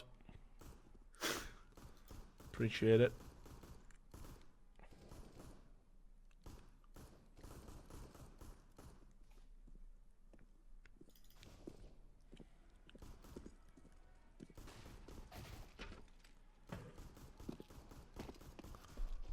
So wait, apparently Pimp's deleted the original tweet and now is getting... I guess this is the ESL mandated apology he's got to make, is it? Let's have a look. No, I think he just... Yeah, he's reposted it to like try and make it very clear it's a joke, I guess.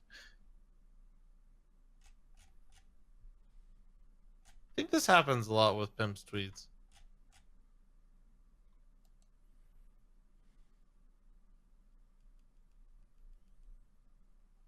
Imagine when he actually realized, though, everyone just thought he was being serious. I legit thought he was yeah, being wouldn't serious. it? Yeah, same. When I read it, I was like, oh, okay. Well, how am I supposed to know it's an HLTV thread? Yeah.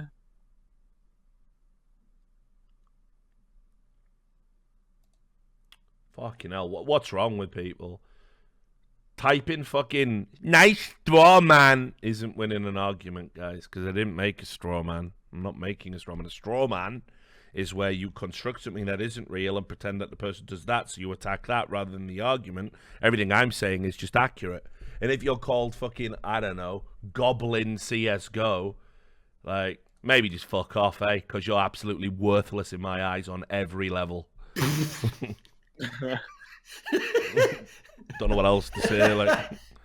Keep it reasonable, of course. Post it. You're literally just a fucking oxygen thief. So, whatever. There you go, Rich. Look at that one. That's the newest tweet. Let's have a look now. So yeah, attack that straw man while tweeting into the void about how I blocked you.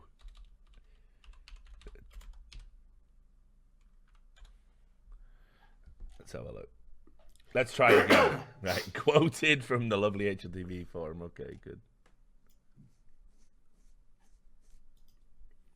The thing is, you can respect Zeus's achievements, but that doesn't mean you have to respect his skill.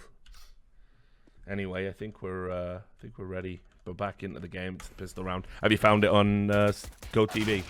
Yeah, I'm in. Good.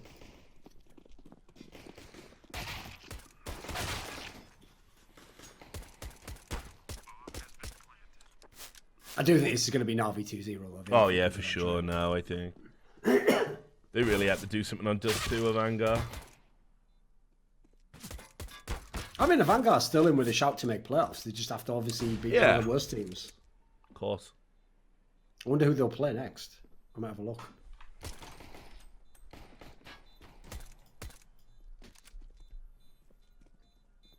Oh, don't tell me things like that. That's got to be false, Kebab Scout.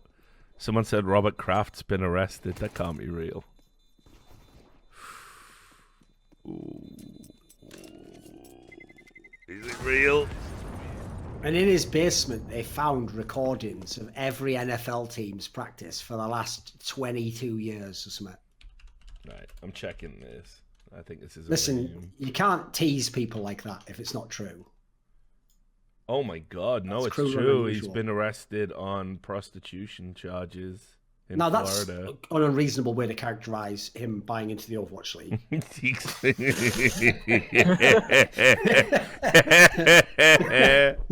Hey, here's the thing. Yo, here's the thing though, right? Surely Overwatch now, I mean... Yeah, he should have to be removed, right? Yeah. He should have to... Richard, along the same reasons that Donald Sterling was forced to sell the Clippers in the NBA for leaked private tapes where he said racially charged things to his girlfriend. By that logic, Robert Kraft should have to sell his Overwatch League slot now.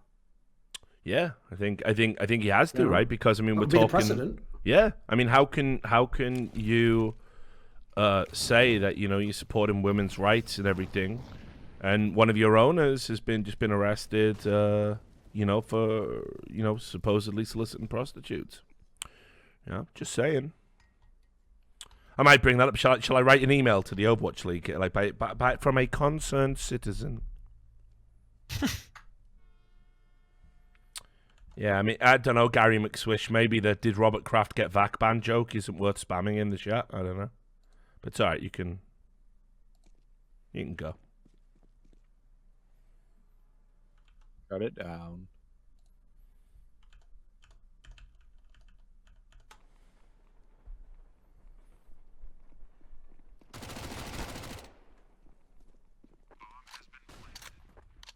In fact, actually, is that on Twitter somewhere? So I can just retweet it just for banter. Let me just find.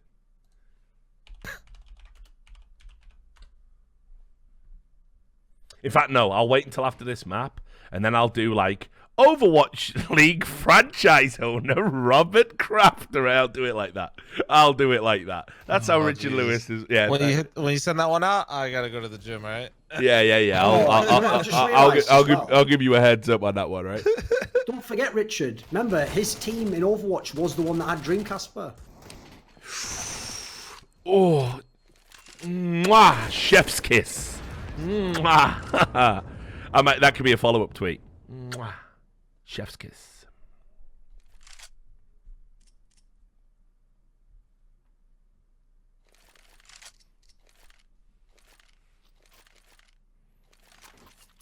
I haven't seen Kurt Eichenwald's latest Twitter mishap because Kurt Eichenwald banned me not banned me, blocked me. So I can't keep up with the latest in Eichenwald's descent into madness, and it's so sad because I don't think I've ever tweeted at him. He must have. I hope it means he saw the show when he did the tentacle porn thing by accident. I hope, but I know that's too unlikely. It's too unlikely.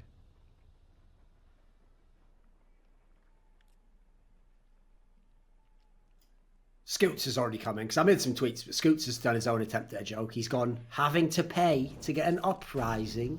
That is a new one. It's like, look, a little bit too subtle there, Scoots. I'd have just spelled it out a bit more for you, mate.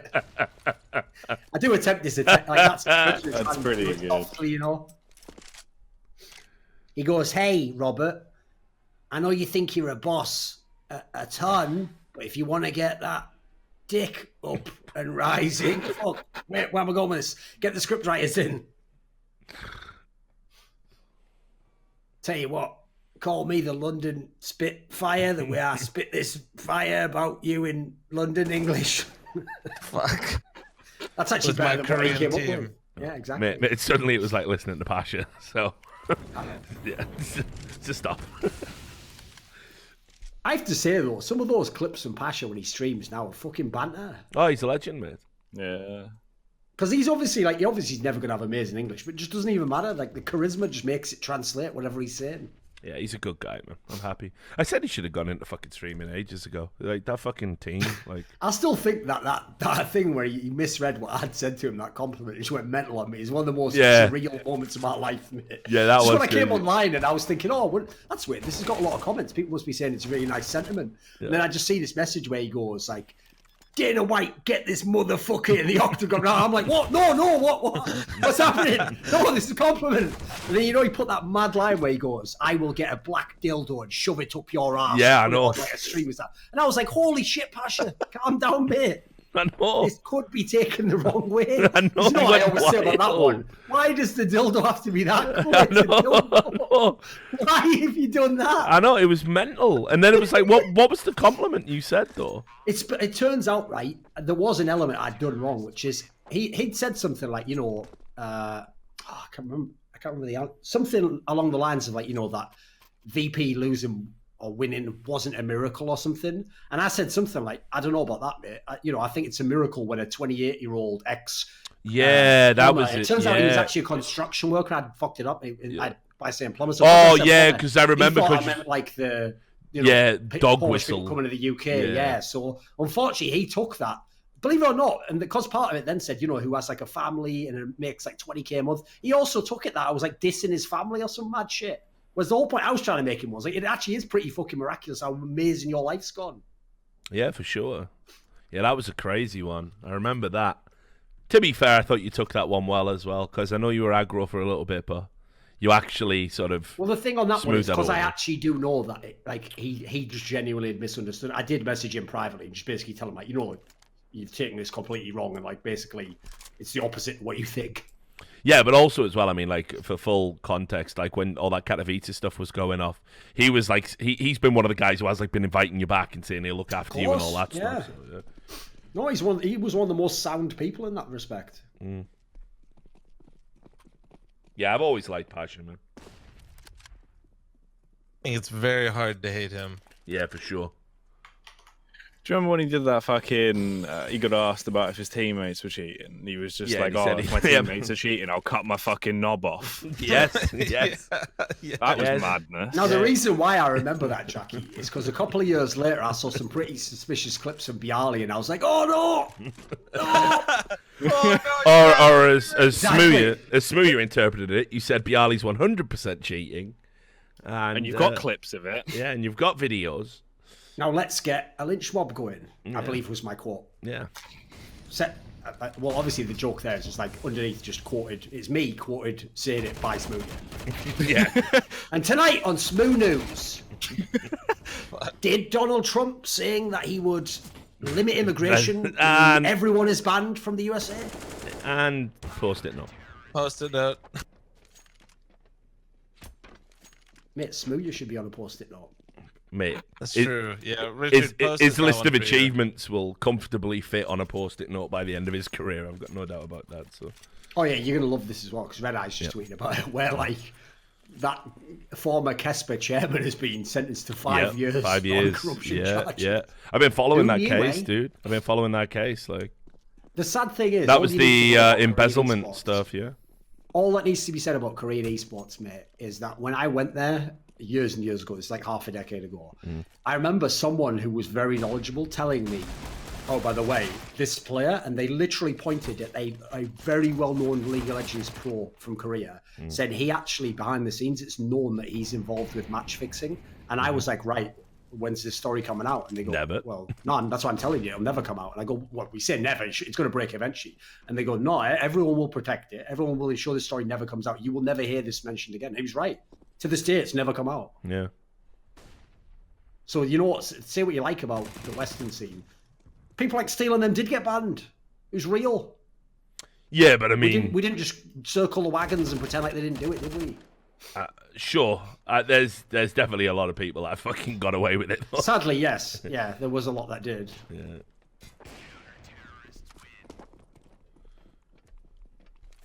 Someone Western messaged. snitches, Someone man. messaged me about another one today. I haven't had time to look at it, but apparently there's another one going on.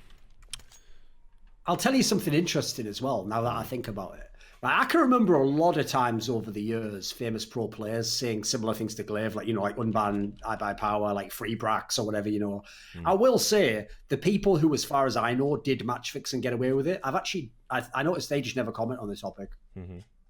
Oh, They never comment either way. I've not, because the couple of really famous teams back then who almost certainly did it, I don't think I've even ever heard them address it. Which, to be fair, is smarter than at least just lying and being like, what they did was wrong, but they should be unpunished. Yeah. Yeah, no need to bring more attention. So in that sense, they're not at all like the Rick's Infinite scenario, Fuck.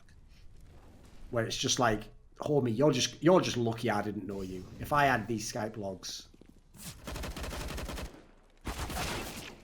there, but for the grace of God, go you to infinity and beyond. Then again, he already had to serve a year on Echo Fox. In many ways, cruel and unusual punishment, isn't it? I like the way, by the way, Echo Fox still has like a ropey League of Legends squad. I think Rick Fox is just cursed at this point, Richard. He's never going to have anyone competent in his org, is he? Well, I don't even know who's running it now, but I know like Rick took some backwards steps, but it can't just be Jace, right? There has to be other people. I don't know if he's even there anymore.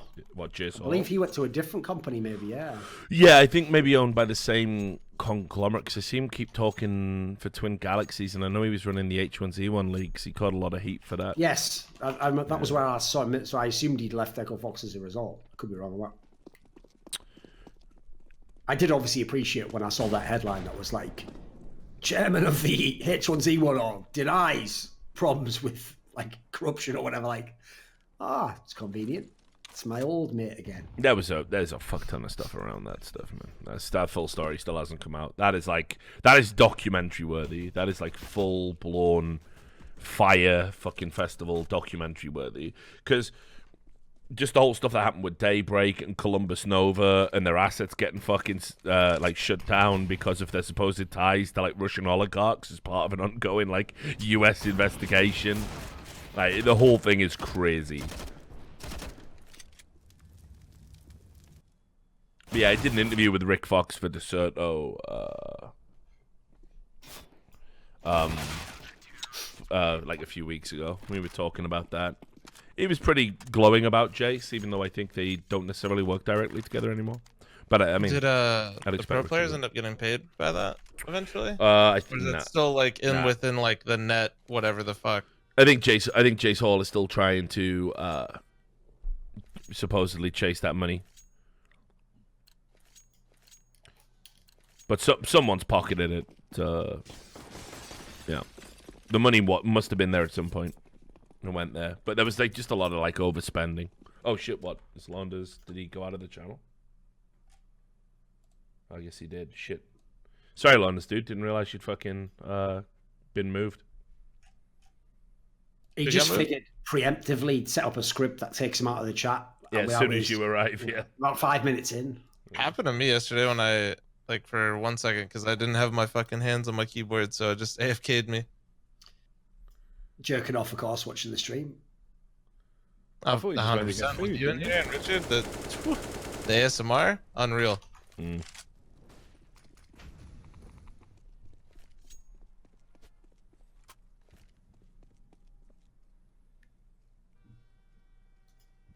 I'm getting a little bit sick of Na'Vi just gaslighting the fuck out of me every other day. Like, haha, fuck everyone on my team. That was joke. I know.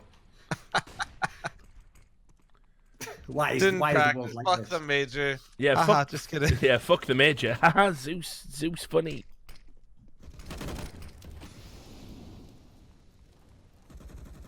Here's Zeus with a fake plastic boob. Haha, what a joker.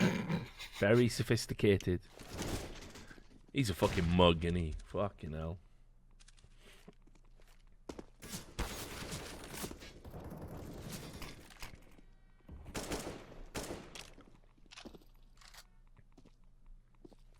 Yeah, that fucking plastic boob does have more tactical insight than him.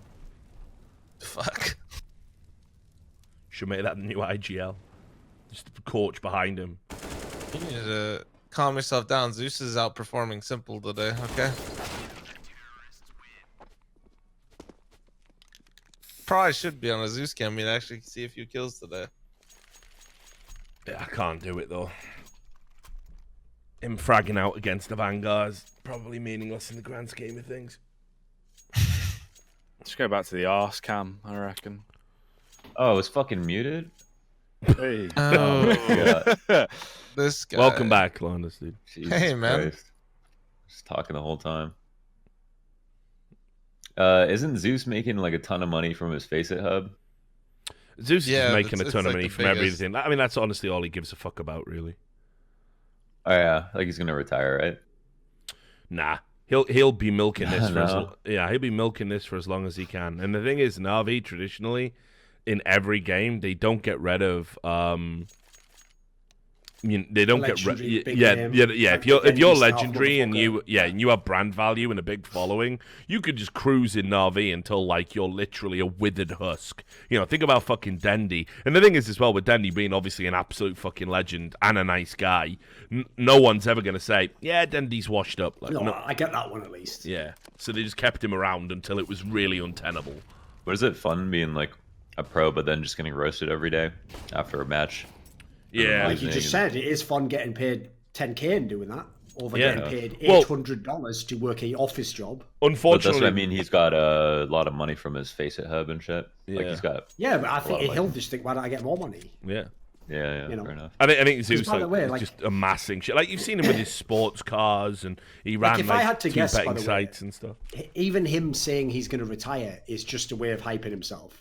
Like, I don't believe he actually thinks it. Because I'll go ahead and tell you right now, at the end of 1.6, there was one tournament where he made Starix take over as in-game leader, because I think he just had a kid or he got married or something. But maybe getting married. Yeah, it was and still he wedding, implied, like, I can't be a in-game leader anymore. And then when right after they lost, like, the next tournament, he just went right back to being in-game leader for the next decade. So I've sort of learned not to take a lot of things he says at face value. Okay. He's just a fucking. I mean, think about it. attention seeker, man. What player who's an in-game leader would tell his team, "Oh, by the way, I'm probably going to retire next year, but anyway, let's keep playing together, shall we?" It's like, I Yeah. know that could happen, but it just doesn't seem that plausible. You do it publicly, you know. People are spamming me saying he's got a book coming out. I can't believe that, mate. What is it? A fucking who wrote colouring book? Who wrote that? I'm gonna write it for him, right? It's a fucking coloring book. Yes.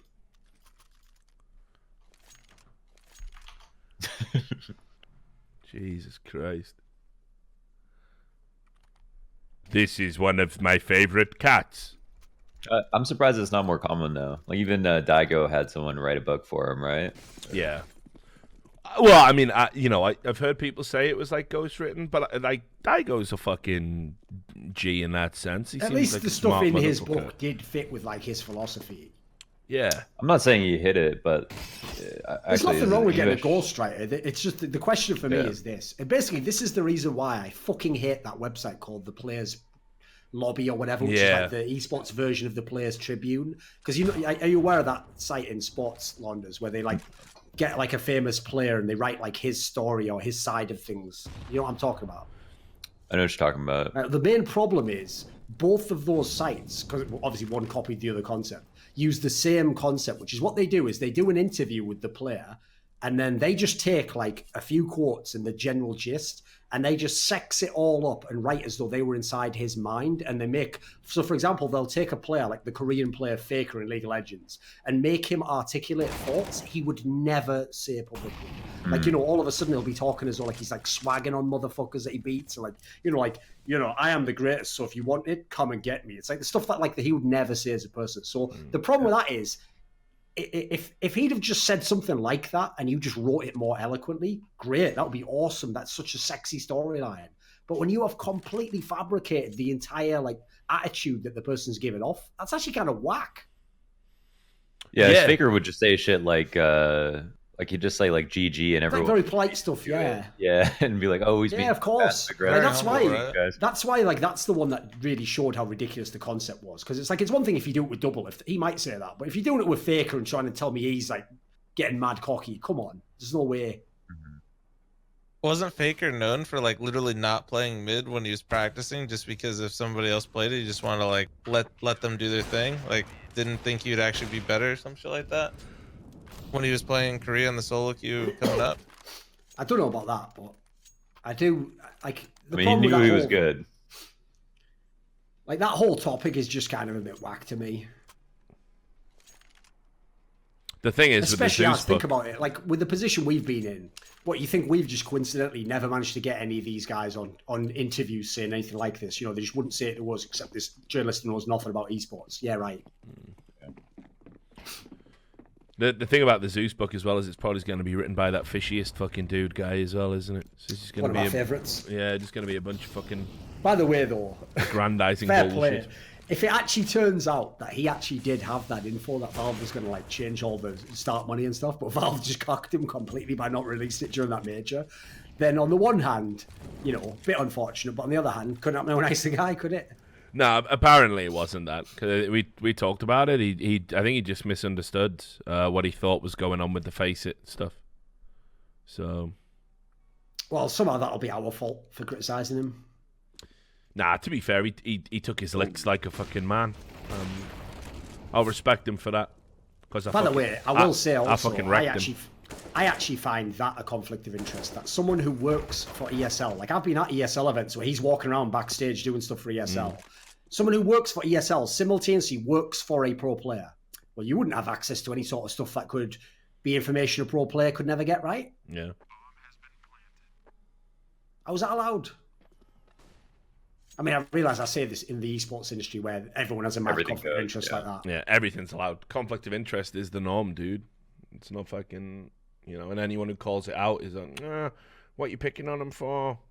What you a hater for? Or like they'll say they haven't done anything wrong so it doesn't matter. Yeah. It's like because nothing you got bad has happened you got no proof they did anything wrong. Yeah, but there's a massive potential. No. One company owns like half the teams. Nothing could go wrong here. So the conflict of interest seems to be like a big issue, but then in other industries, it just can't happen because of rules or law. But then in esports, in companies that invest millions and then end up having like direct conflicts of interest, and then they run into problems later. Why do they waste the money early on? All right, here's the banter, lads. Are you ready for the banter line? I'll say one last thing on this topic. So you ready? Go on. I wonder if Robert Kraft's type was American singles. No, it's not bad. Fuck. Not That was bad. pretty good. Yeah, I like that. That's good. If the CEO of Ego died, that'd be waffle news. And if he actually used to always aggressively proposition women by saying, Lego my egos, bitch. But yeah, I mean, like you only have to look at the Overwatch League if you want to talk about conflict of interest, where it's like, I mean, it's stupid how many overlapping conflict of interests are in that. Yeah, fire alarm, got to go. I mean, that's insane. Like all the business partnerships and stuff, like with the Chinese expansion as well, it's just getting worse, Mm-hmm. Yeah. But whatever. Hey, as long as the fireworks display's going on, eh, kids?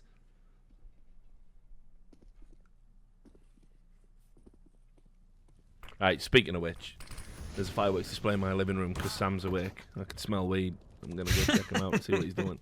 And Sado's here. The boy. It's your boy. Is he really? It's just like amazing to me. Sam's awake not because of his, being around you, just he can smell that he's so awake. Smell the stench. Yeah.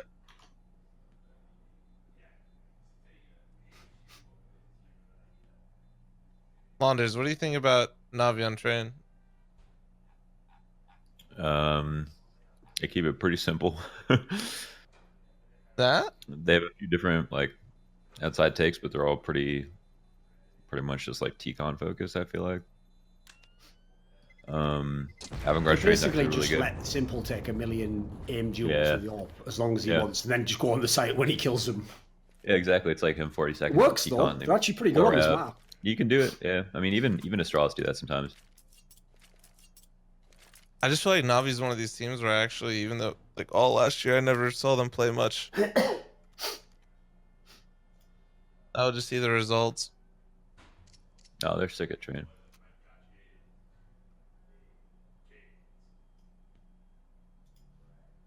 Well, the big problem, and the whole reason, by the way, why the context of why Pimp's having this mad argument is like neither position that is being presented is reasonable. The idea that like Zeus is some god tier and game leader who's like everything he's doing is fine, or the idea he's pure trash and can't do anything. I'll just say this: think about this as an example. So FaZe Clan is famously shaky as fuck on train. Like their T side just never comes together. So that shows that you can't just have skilled players and run out and win T side train. So clearly Zeus does something. I would say the same on most of the maps. Like he has a style, certainly. But when you add in that despite having a style and having some calling, etc., he has literally like the best player ever and still barely wins some of these games. There's also a lot of inefficiency. There's two of them now, too.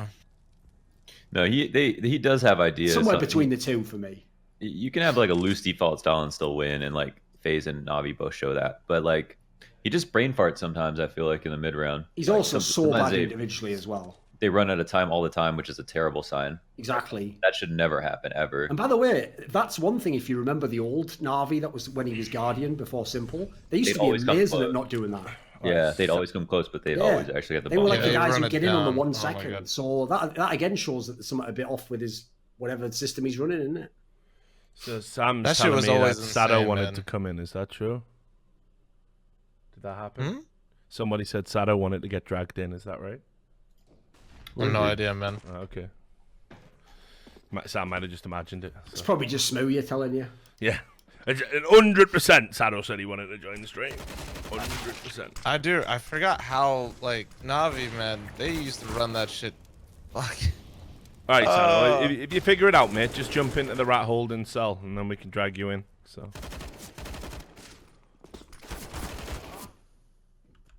sorry, guys, didn't mean to break up the flow of the conversation. I'm going back to get some lunch. So we're just trying to figure out Zeus as a whole. I think you're right, Thorin. Just, I feel like he actually might be a little bit better individually. I think he tries too hard to be a team player sometimes. I think he'd actually thrive a little bit more if he didn't. Like he takes guns. Like, it's so weird because he'll take guns and use them when he shouldn't, like over simple or some shit. But on the other hand, you'll see him like, I just makes it ridiculous. Okay. He tries to like sacrifice, make like a ridiculous team play that's completely unnecessary at the same time. Well, actually, in 1.6, one of the things that he was famous for is he was one of those in-game leaders who always dies at the beginning of the round to like get info, basically. So I know what you mean. There can be a positive side to it, but like, and by the way, when he was in Gambit, he wasn't even fragging that bad. But then again, that was in Gambit, you know. In this team, he's fucking appalling. Like individually, I've seen him. Like, it's not an exaggeration. That famous Star Series from the beginning of last year, he single-handedly, he's the only man in the building who could stop Simple winning that tournament. It was unbelievable. That was the one where Na'Vi was on map point, and Simple had like 40 kills, and Zeus had 5, and it was in overtime. Yeah. Like that motherfucker literally just basically like handed the trophy to the other team. And then has the goal to be like, you can't even criticize him apparently. Yeah. You notice he like pre-fires a lot when he'll peek stuff? I feel like he doesn't feel confident keeping up with. I don't know, maybe his reaction time was just bad to kick it off. I don't think the age has anything to do with it. No, it's not. I think it's like just a brain fart overall, man. Kind of like his mid rounds, you know, like what you were talking about before. I think he just builds up a moment or thinks he should do something so much that he just, no matter what, even if it's like the worst decision ever, if he's decided to do it, he's just gonna do it. Yo, what up, Sado? How you doing, buddy? Yo. I think he's adjusting his mic, but he's in the chat, guys. They're testing. Hello. Didn't he just say something a second ago? Hello? I don't know. He'll get it right. Yo, can you hear me? My mic might be terrible. I'm on my laptop. Yeah, we can hear you, though. I'll just adjust the volume accordingly, and then we're all good to go. So what, you still out there in the hotel, living the dream? Yeah, man. Living the dream. It's my own personal green room in the hotel. What can I say? I'm glad, man. So we're just roasting Zeus at the moment if you want to get in. Oh, fuck. Henry does that enough. Yeah, true. Hey, you going climbing? Did you go to the climbing gym in Katowice? It's the only gym I've ever been to in my life that don't rent shoes, and I didn't bring mine because they didn't get shipped to me. I didn't know that, so I got wrecked. I went with Jason Kaplan, and then we had to share one pair of shoes from the gym because I didn't rent them. That sounds awful. Yeah, it's terrible. That's actually disgusting. Their lines are super weird too, because like they have the same finish hold for 2 different lines. So like looking at their wall, I was super confused at first. We're talking about bouldering. People are like renting shoes. I think we're going bowling or something. I just like to get foot fungus from multiple people. That's my favorite pastime. I just bought my own pair. It's good. Yeah, I did see they're at home. I just haven't. They didn't show up before I left. So don't stop the chat on my account. How's everyone doing? How are you, Duncan? Yeah, I'm alright. Just trying to watch this game. Avangar is the dark horse. Enjoying watching Renegades play. Probably the best story in the major so far, right? I think so, yeah. Like, they're actually doing it, like, it's... At this point, you can't say it's entirely fluky. No, I mean, look at it, mate. Like, with the whole seeding change, etc., you basically... If you're an underdog team, you can't fluke it anymore. Because you have to play top teams the whole way, pretty much. That's why Avangar, if they make it through, that's super impressive. Yeah. Because they got rated 15... Yeah, I think the 2 overrated teams were Energy and Ents, and I thought Avangar should have been, like, 9th, 10th, and somewhere in there.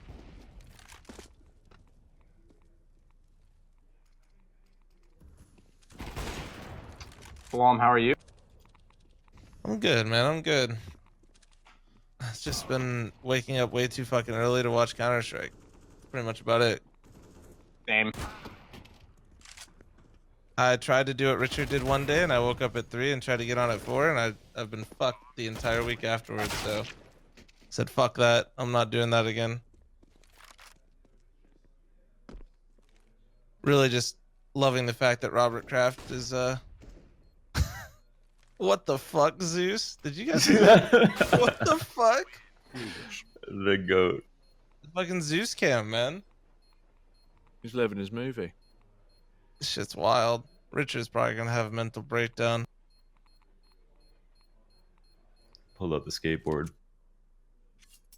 I really want to see what Overwatch League, how they respond to this Robert Kraft thing. This is gonna make my day. It's gonna make my week.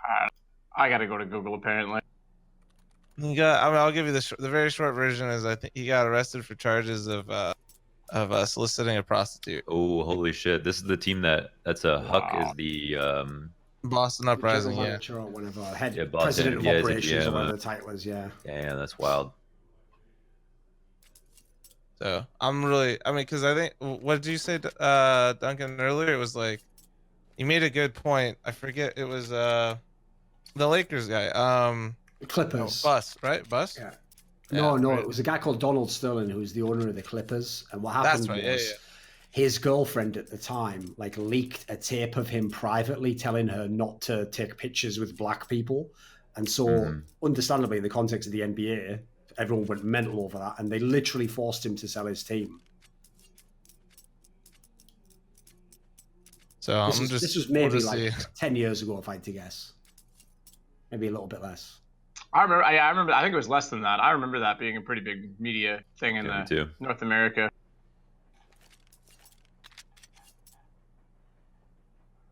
He's charged with soliciting someone to commit prostitution, asking someone to have sex for money, just random.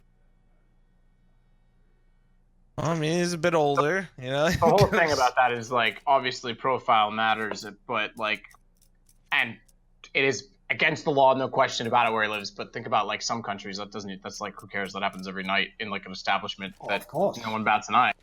Yeah, that was like the famous thing. I don't know how true this is because obviously I haven't ever lived there, but there used to be a famous sentiment that like French people who were in politics used to think it was like quaint that in England everyone went so mad in the tabloids about every sex scandal, and they basically used to just say like it's pretty much known in France. Like, of course, the guy who's like, you know, the premier or whatever has mistresses or whatever. That's just what everyone's doing, you know. Like, it's not a big deal to them as long as you do your job well.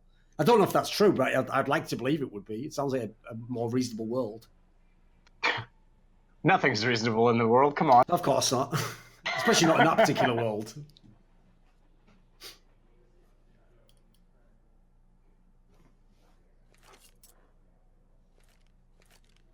Tech delays at half the. Oh, right. Here's I forgot. the question, Matt. Yeah. I'm already starting to see the cracks appear. Sponge is very tightly wound. Pimp's going off on Twitter. Oh God! Don't Why are stick me people just against. finding their? Why are people just finding? You know, losing their get shit. mad about? Why are people what? Sorry. It's like they're just finding stuff to get mad about at the event. Fuck, man. Don't. I still got to work with these guys tomorrow. I can't say too much. Okay. I don't know. Stuff tense over there. Yeah, you know how it is. I think that there's a lot of like, obviously the analysts, everyone calling out ESL for like not bringing in 3 duos. Okay, fair enough. In some of the long days and in some of these 3 best of 3 days, sure, we could benefit maybe from having it. Certainly in the best of ones, those guys rotating in, they agreed to do that. First off, that was all talked about ahead of time. That was something that it wasn't like they sprung that on us. But like, just keep in mind that when we go to 2 best of 2s or best of 3s a day, like that means one duo would have to sit out. You just can't get into the flow. You don't cast enough games. You can't follow the narrative. So like, all right, sure, there's other people if people want to be here, but we don't need that. So that kill that narrative off in the community. But like, I can see why people are tired and stuff. And like, generally, I think the green room's been pretty laid back. I think Pimp's just annoyed because he keeps getting quite a bit of flack on social media. And He gets wrecked by everyone anyway, so I can sort of see where that's coming from. yeah, absolutely. Whereas Chad, I think, tightly wound is probably accurate. He tends to like try and do a lot of, I don't know, behind the scenes work that personally I don't think he needs to, and Sure. he puts a lot of pressure on himself to do it, and I think that kind of wears on him. I honestly think sometimes he's doing it for self-interest, and it's kind of annoying, but like it adds to the show and it works. But when it doesn't, you can tell that he's just like really frustrated by it, and it kind of carries on to the broadcast. And so far, like Alex will let him go on his own tangents. Stunna won't. Stunna will like call him on it, and I can kind of feel tension building between the two of them. So we'll see how that. Yeah, that actually is one thing. Again, like, obviously, I hope everyone listening to this isn't going to take everything we say out of context here and like make some fake drama. Otherwise, you'll just never be able to ever have any real opinions. But I will say that is one thing I noticed actually is when I had like last year rather, I had maybe, I can't remember how long, there was maybe like 2 or 3 months where I didn't do any events. And when I came back after that particular break, like Yanko and Chad had done every event as analysts since then. And I have to say, that moment that I came back, the desk was completely different to what it was before. Like I noticed, I don't know if Yanko and Chad didn't like synergize well or whatever, but basically if they were on the desk, they would just like say all their points. You couldn't jump in. They would just say all their points for like a solid 2 or 3 minutes each. Take turns. So for example, when we had like a 3-man desk with there's 2 of us, I was just literally stood there like, I don't even know how you get in on this. Like, what the fuck? Like makes it seem as though they just kind of like went their own way or something. Whereas my philosophy was always you want to like kind of make it all seamless if you can. This will get me in trouble with some of my colleagues, and it's nothing against their work. I'm pretty open about this, so I don't mind speaking it. Like, sure, someone's gonna clip it or something. I personally like desks more in like 2015 when it was more conversational. Now exactly. I think it's almost got like too formal to the point where I think Alex is so good that kind of like in some stages of last year, more so I guess late like 2017, but like you kind of phone it in. So he gets lazy and doesn't want to direct the conversation, and then Chad just gets carried away on a tangent, and then they just end up being very static in that regard. Sure. And I think that it ends up that like some of the analysts are so keen on getting points out for their own sake that like they get too long-winded and there's not room. And that's why I can totally see like your style. We used to just play around all the time, and like you and Richard, and like you'd end up being dynamic. You'd still get points across, but it was more about, well, I shouldn't say more about, but like there was more involvement for entertainment. There was still an analytical aspect to it, but like, yeah, it's kind of, I don't know. I think it was more fun when like guys like the fl0m would come in and you joke around, and sure, there was more reason to stay and watch the desk and be like, wow, what are they gonna say next? Like, oh, I'm on the edge of my seat. It's hilarious. Whereas, yeah, I don't know. It's not quite the same now. Like, I don't entirely blame people. Like, on one level, it's kind of like the same reason why, to be fair, Straws doesn't do this, but a lot of the teams that are like the #1 team, they will get upset early in tournaments because, you know, if you're always in the final, you just can't make your brain try 100% on every game against an underdog at the beginning of the tournament. You know, you're always going to sort of coast until you're forced to play your game, but it is just unfortunately a kind of a depressing reality of the industry that when everyone has to work that many events, some of the smaller games aren't going to be as special, you know. No, not at all. And that's why, like, I get it. Yeah, I take it with a grain of salt too. Like, it goes the same for casting. Like, I haven't. First off, we don't have an audience that's like sizable yet, so I can't play off the crowd. And 2, like, I'm not going to start yelling and screaming in the middle of a 3-week event and then have 2 reasons. 1, my voice is going to get wrecked. And 2, I'm going to have nowhere to go when it actually starts getting super hyped. So, like, there are games where you have to look at it and go, right, this is a 16-6, fuck it, we're just going to mess around a bit. That's why whenever I see people be like, he's off topic, it's like, yeah, if I stay on topic, I'm going to go insane. Oh, of course. Like, that's like, I have the same thing happening to me, mate, because obviously people can't identify technique. So, like, I'll give you an example. If I'm ever doing a talk show and people are like, why doesn't he let this other guy talk? It's like, that's because I literally know that person. And basically, like, I'm having to keep talking to get them to talk at all. Like, they will only say something if I say, like, yeah. Oh, you know, like that sort of a scenario. So I have to take the hit, basically. But that's the only way I can get that guy out of his shell in that particular case, you know. Like, if I just sat back and said nothing, he's not just going to volunteer a 10-minute thing, you know. Yeah, no, I agree. That's a rare quality. That's also why a lot of players can't do desk. Sure. No, I agree. A lot of them just like the thing people don't realize. A lot of players basically need direction. Like you pretty much got to tell them what to say next and what you want to hear next, and you know, like almost literally signal to them like it's your turn to talk now. They won't know to jump in on a gap, you know, or something like that. Yeah, exactly. They're not totally the understandable. Knowledge, but they just don't have the desk knowledge. Like it's because that's like its own skill set, you know. That's also why, though, but going back to what you were saying, when you knew coming onto the desk, when Yanko and Chad were so established and had their entire regimented, like, this is the segment we're going to do. I'm going to use the telestrator here. When you're new, where do you put yourself into that? Like you said, even coming back to it, someone experienced. Whereas the old desks, you could bring in someone like, I don't know, who's an example? Dazed, who's done a little bit of, maybe he's not a great example, he's done some, but like a pro player with good knowledge who wouldn't be as vocal, but because you have banter going, he can like get a few comments in here and there that you guys feed off of, and the conversational aspect actually is better for that kind of stuff. I do think generally this major's gone pretty well though. Like I'm kind of with you on the angle of like in the most abstract, like idealistic world. Yeah, obviously I would want all three of the big duos to get hired. Then it's just no problem for anyone, and then we can just all get on with it, right? And it's like, you know, whatever. Yeah, everyone's good. Everyone deserves it in a way, you know, ignoring my own personal preferences or whatever. But at the same time, considering I'm usually not that big a fan of like thrown together duos, actually I've heard some combinations of this event. Pretty much all of them have been good. Yeah, even I've the been ones pretty that aren't impressed. proper combos that are just one-offs. To be honest, I thought Pimp was actually quite good at casting. He, some people don't like his voice. Yeah, he was like actually the way very his accents or kind of whatever. poised, wasn't he, when he was talking? Yeah, he was giving Machine enough space to do his play-by-play. He knew when to not talk, and he didn't get too long-winded. I was impressed.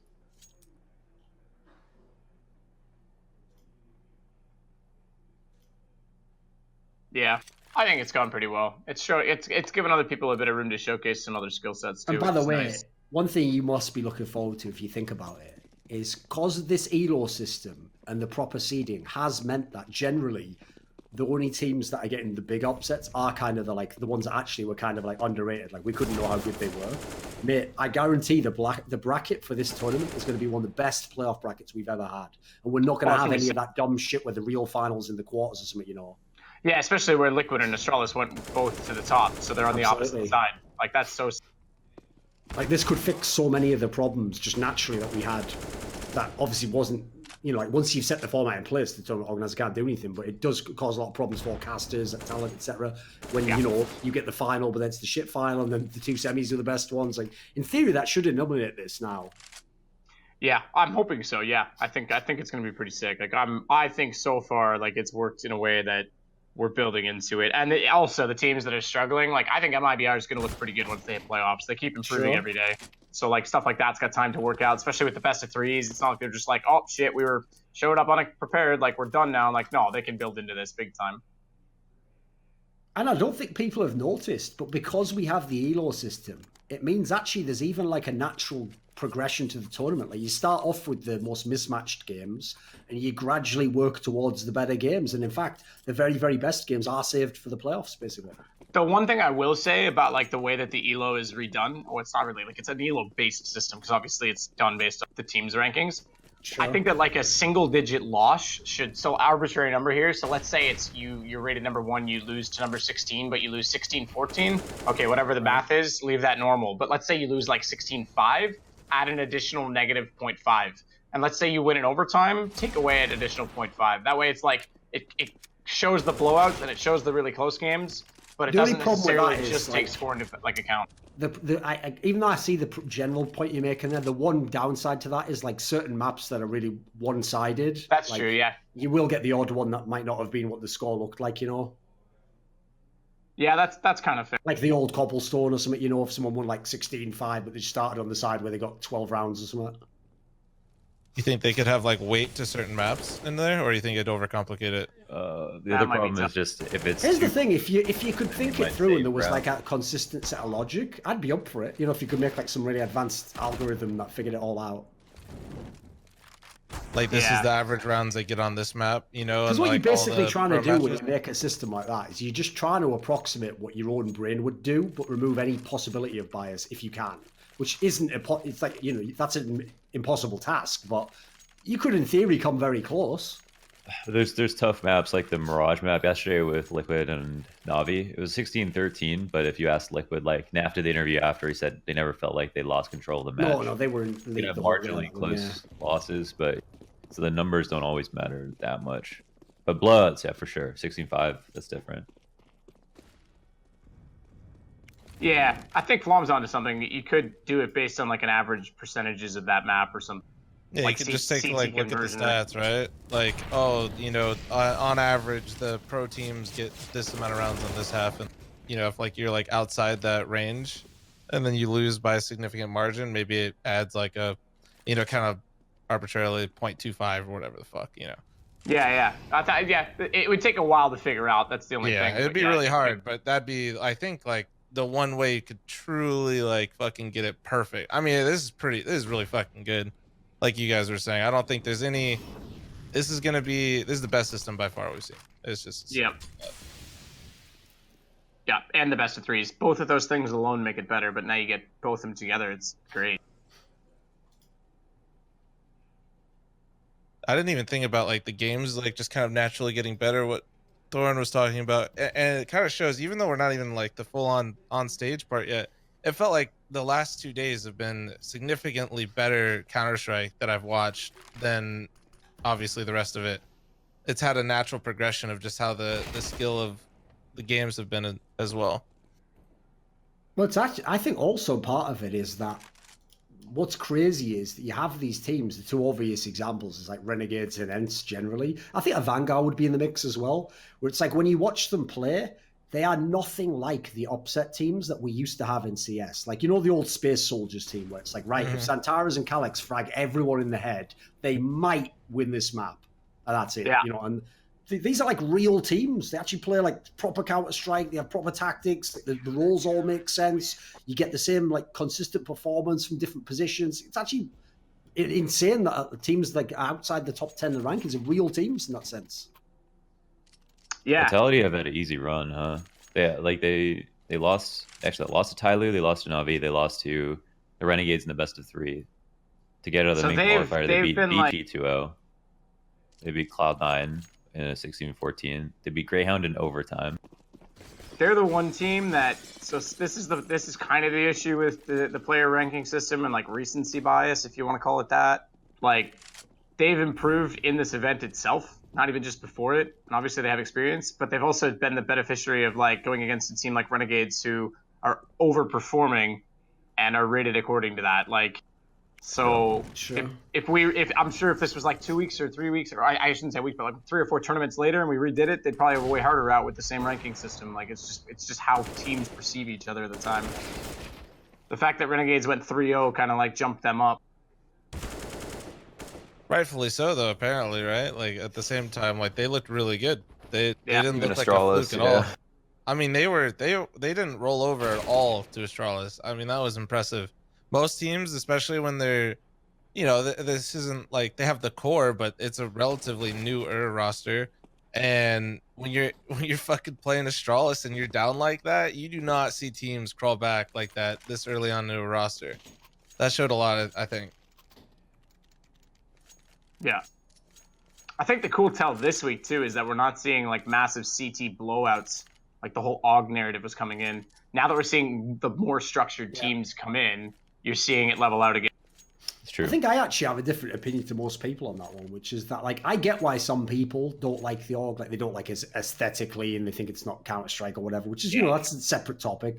But the reason why I actually, I'm kind of, like, withholding judgment on whether it's bad is because just before we had the AUG come in like this was when I actually thought CT side had gotten way too hard to play. Like, it was super fragile, the economy you had on that side, and you were just constantly, like, having rounds where you have guns but no utility, or you have to like have 2 people on UMPs to have the utility. It's like, I actually thought that wasn't that great Counter-Strike to watch. So the AUG, if anything, I think has offset that a little bit. It's a bit more even now. But despite that, we had I think the game before the AUG was the most balanced in terms of maps. Every map was close to 50% both sides at the pro level. Even though the CT economy was fragile, so maybe the maps were already a little CT sided to make up for it. That has always been a problem in Counter-Strike, you're right. Like, that's actually in the early days of CSGO, the reason why it was so hard to suggest any changes, because almost every change you wanted was one that would favor CT. And if you remember, the beginning of CSGO was mad CT-sided.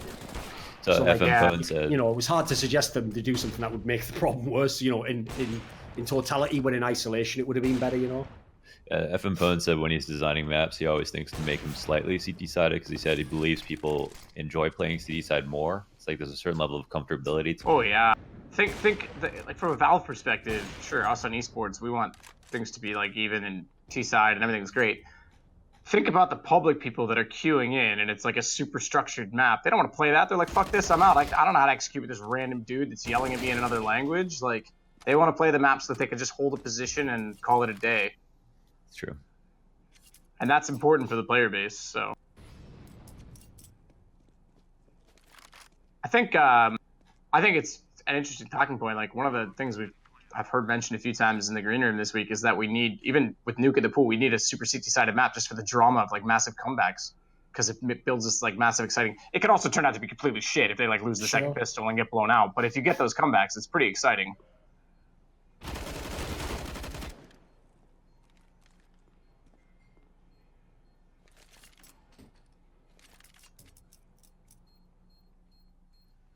Yeah, a lot of the great tournaments that we've had. Problem like, is, it's obviously so were hard. predicated Isn't on it, this like 11-4 CT side.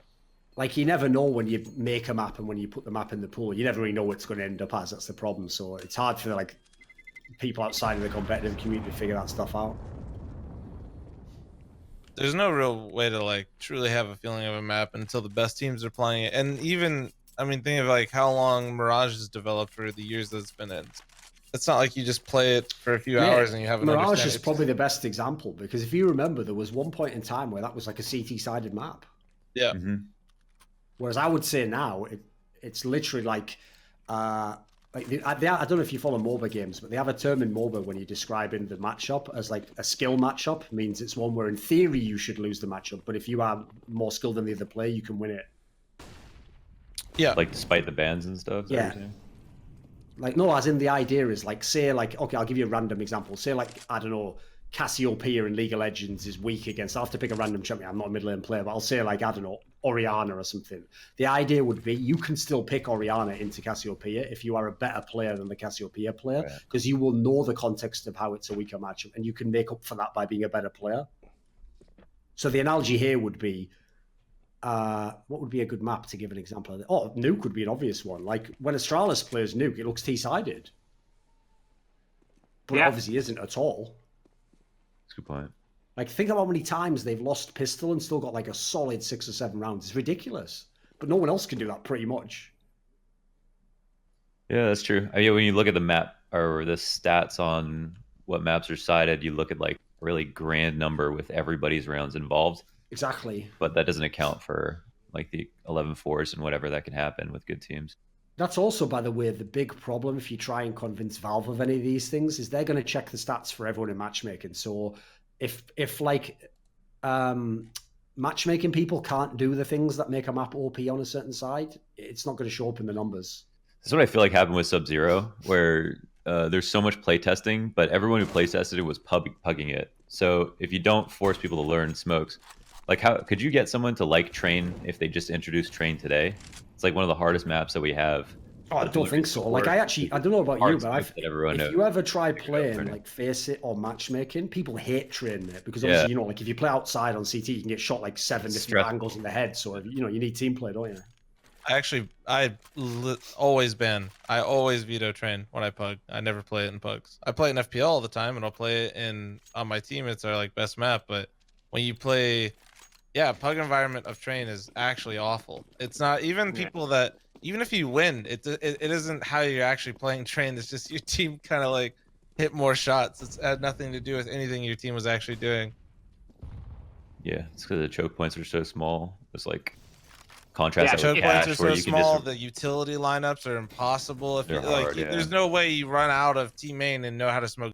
That is not obvious, right? You go out Mirage. At least when you're out on Mirage mid, you're like, oh, I gotta throw this smoke in this big fucking window. You know, there's just no lineups or anything. Train is super misleading to people because it's in this big open yard. Everyone thinks it's a really open map. But if you put a roof on top of all the trains, it's got like the narrowest choke points by far. Like imagine those were long, narrow hallways that you can just op people in.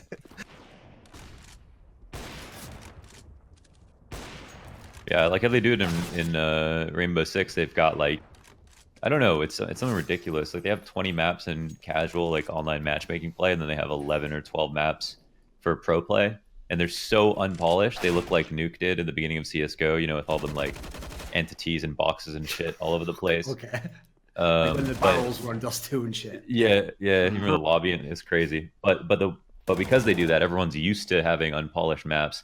So one day the maps will get shaved down, but they'll have like 12 viable maps, you know, like a year or two from now. but we can't convince CS community to take on one new map to try it because we've already established that like these are the ones you're used to. Yeah, that's one thing that upsets me. It really does upset me, like how stubborn. I mean, it's every game though. I feel like, for the most part. I mean, when you implement something new, people just are typically gonna say no, or think it's bad. We're just People spoiled. just hate change though.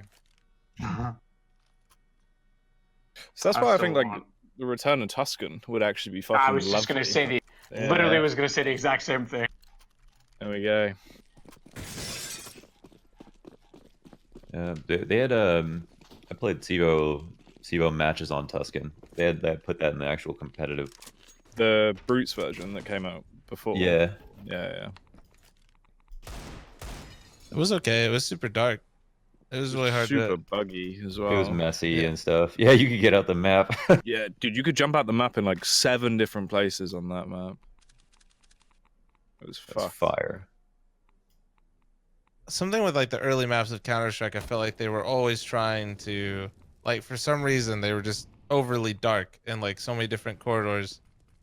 Like half the maps had to get brightened up over time because unfortunately, like that's actually the downside. This is a funny distinction that people might miss in esports. Is like the better you make the graphics, obviously the worse you often make like visibility, like ability to like differentiate the model from the background, etc. That's why obviously in the old days of Quake, people used to purposely make the background like the lowest quality texture so that the guy really stood out against it and you were just looking at the enemy all the time. Well, because obviously the engine for the original Counter-Strike is literally like over 20 years old now. Like the good thing was it didn't have too subtle colors. Like if you put the digital vibrance up, the colors were pretty well contrasted. And the problem is if someone makes a video game, they are going to try and make the graphics sick and like have shadows everywhere, like an amazing like lens flare or something. Like the problem is that does go against the concept of what you want on the esports side. 100%. Like obviously Train and Nuke were the best examples of that, where you just actually couldn't. I mean, the maddest thing is, I don't know. I think all of you guys were around then, but people will forget. You remember in the beta version of CSGO where they actually was like fog. It was like draw rate, almost like an N64 game. And you were like, "What the fuck is this?" You know, like if you looked under like the underpass on D-Dust, like you couldn't see the end of it if you were at the back. Like what? So you know what that was? That was actually put in the game so that you could discern a model from the background, but it wasn't implemented properly. So the fog just ended up in front of everybody's models in the distance. Oh, right. So it would have gone behind example them. they used on the blog. Right. It was Train actually, look out T-Con, and then here with the fog, you can see people at IV. But because the fog was in front of people, it was all fucked up. And it was just like post-processing. So it was like frame drops and shit. So I tweeted a Reddit post of somebody comparing like Train with and without fog to Matt Wood, and he blocked me on Twitter in like 2013. Mate, one of these days, if I ever get pushed to the limit, I've got some insane collection of stories from people over the years of their dealings with Valve that like would just show how some of them who work for that company have been insanely unreasonable to people. Like I'm talking about examples like yours, where it's not even like rude. Like, you know, you're not insulting the person or telling them they're fucking idiots. It's like you're literally just trying to help them, and they just literally like respond in a really like unnecessarily aggressive manner with you. You know.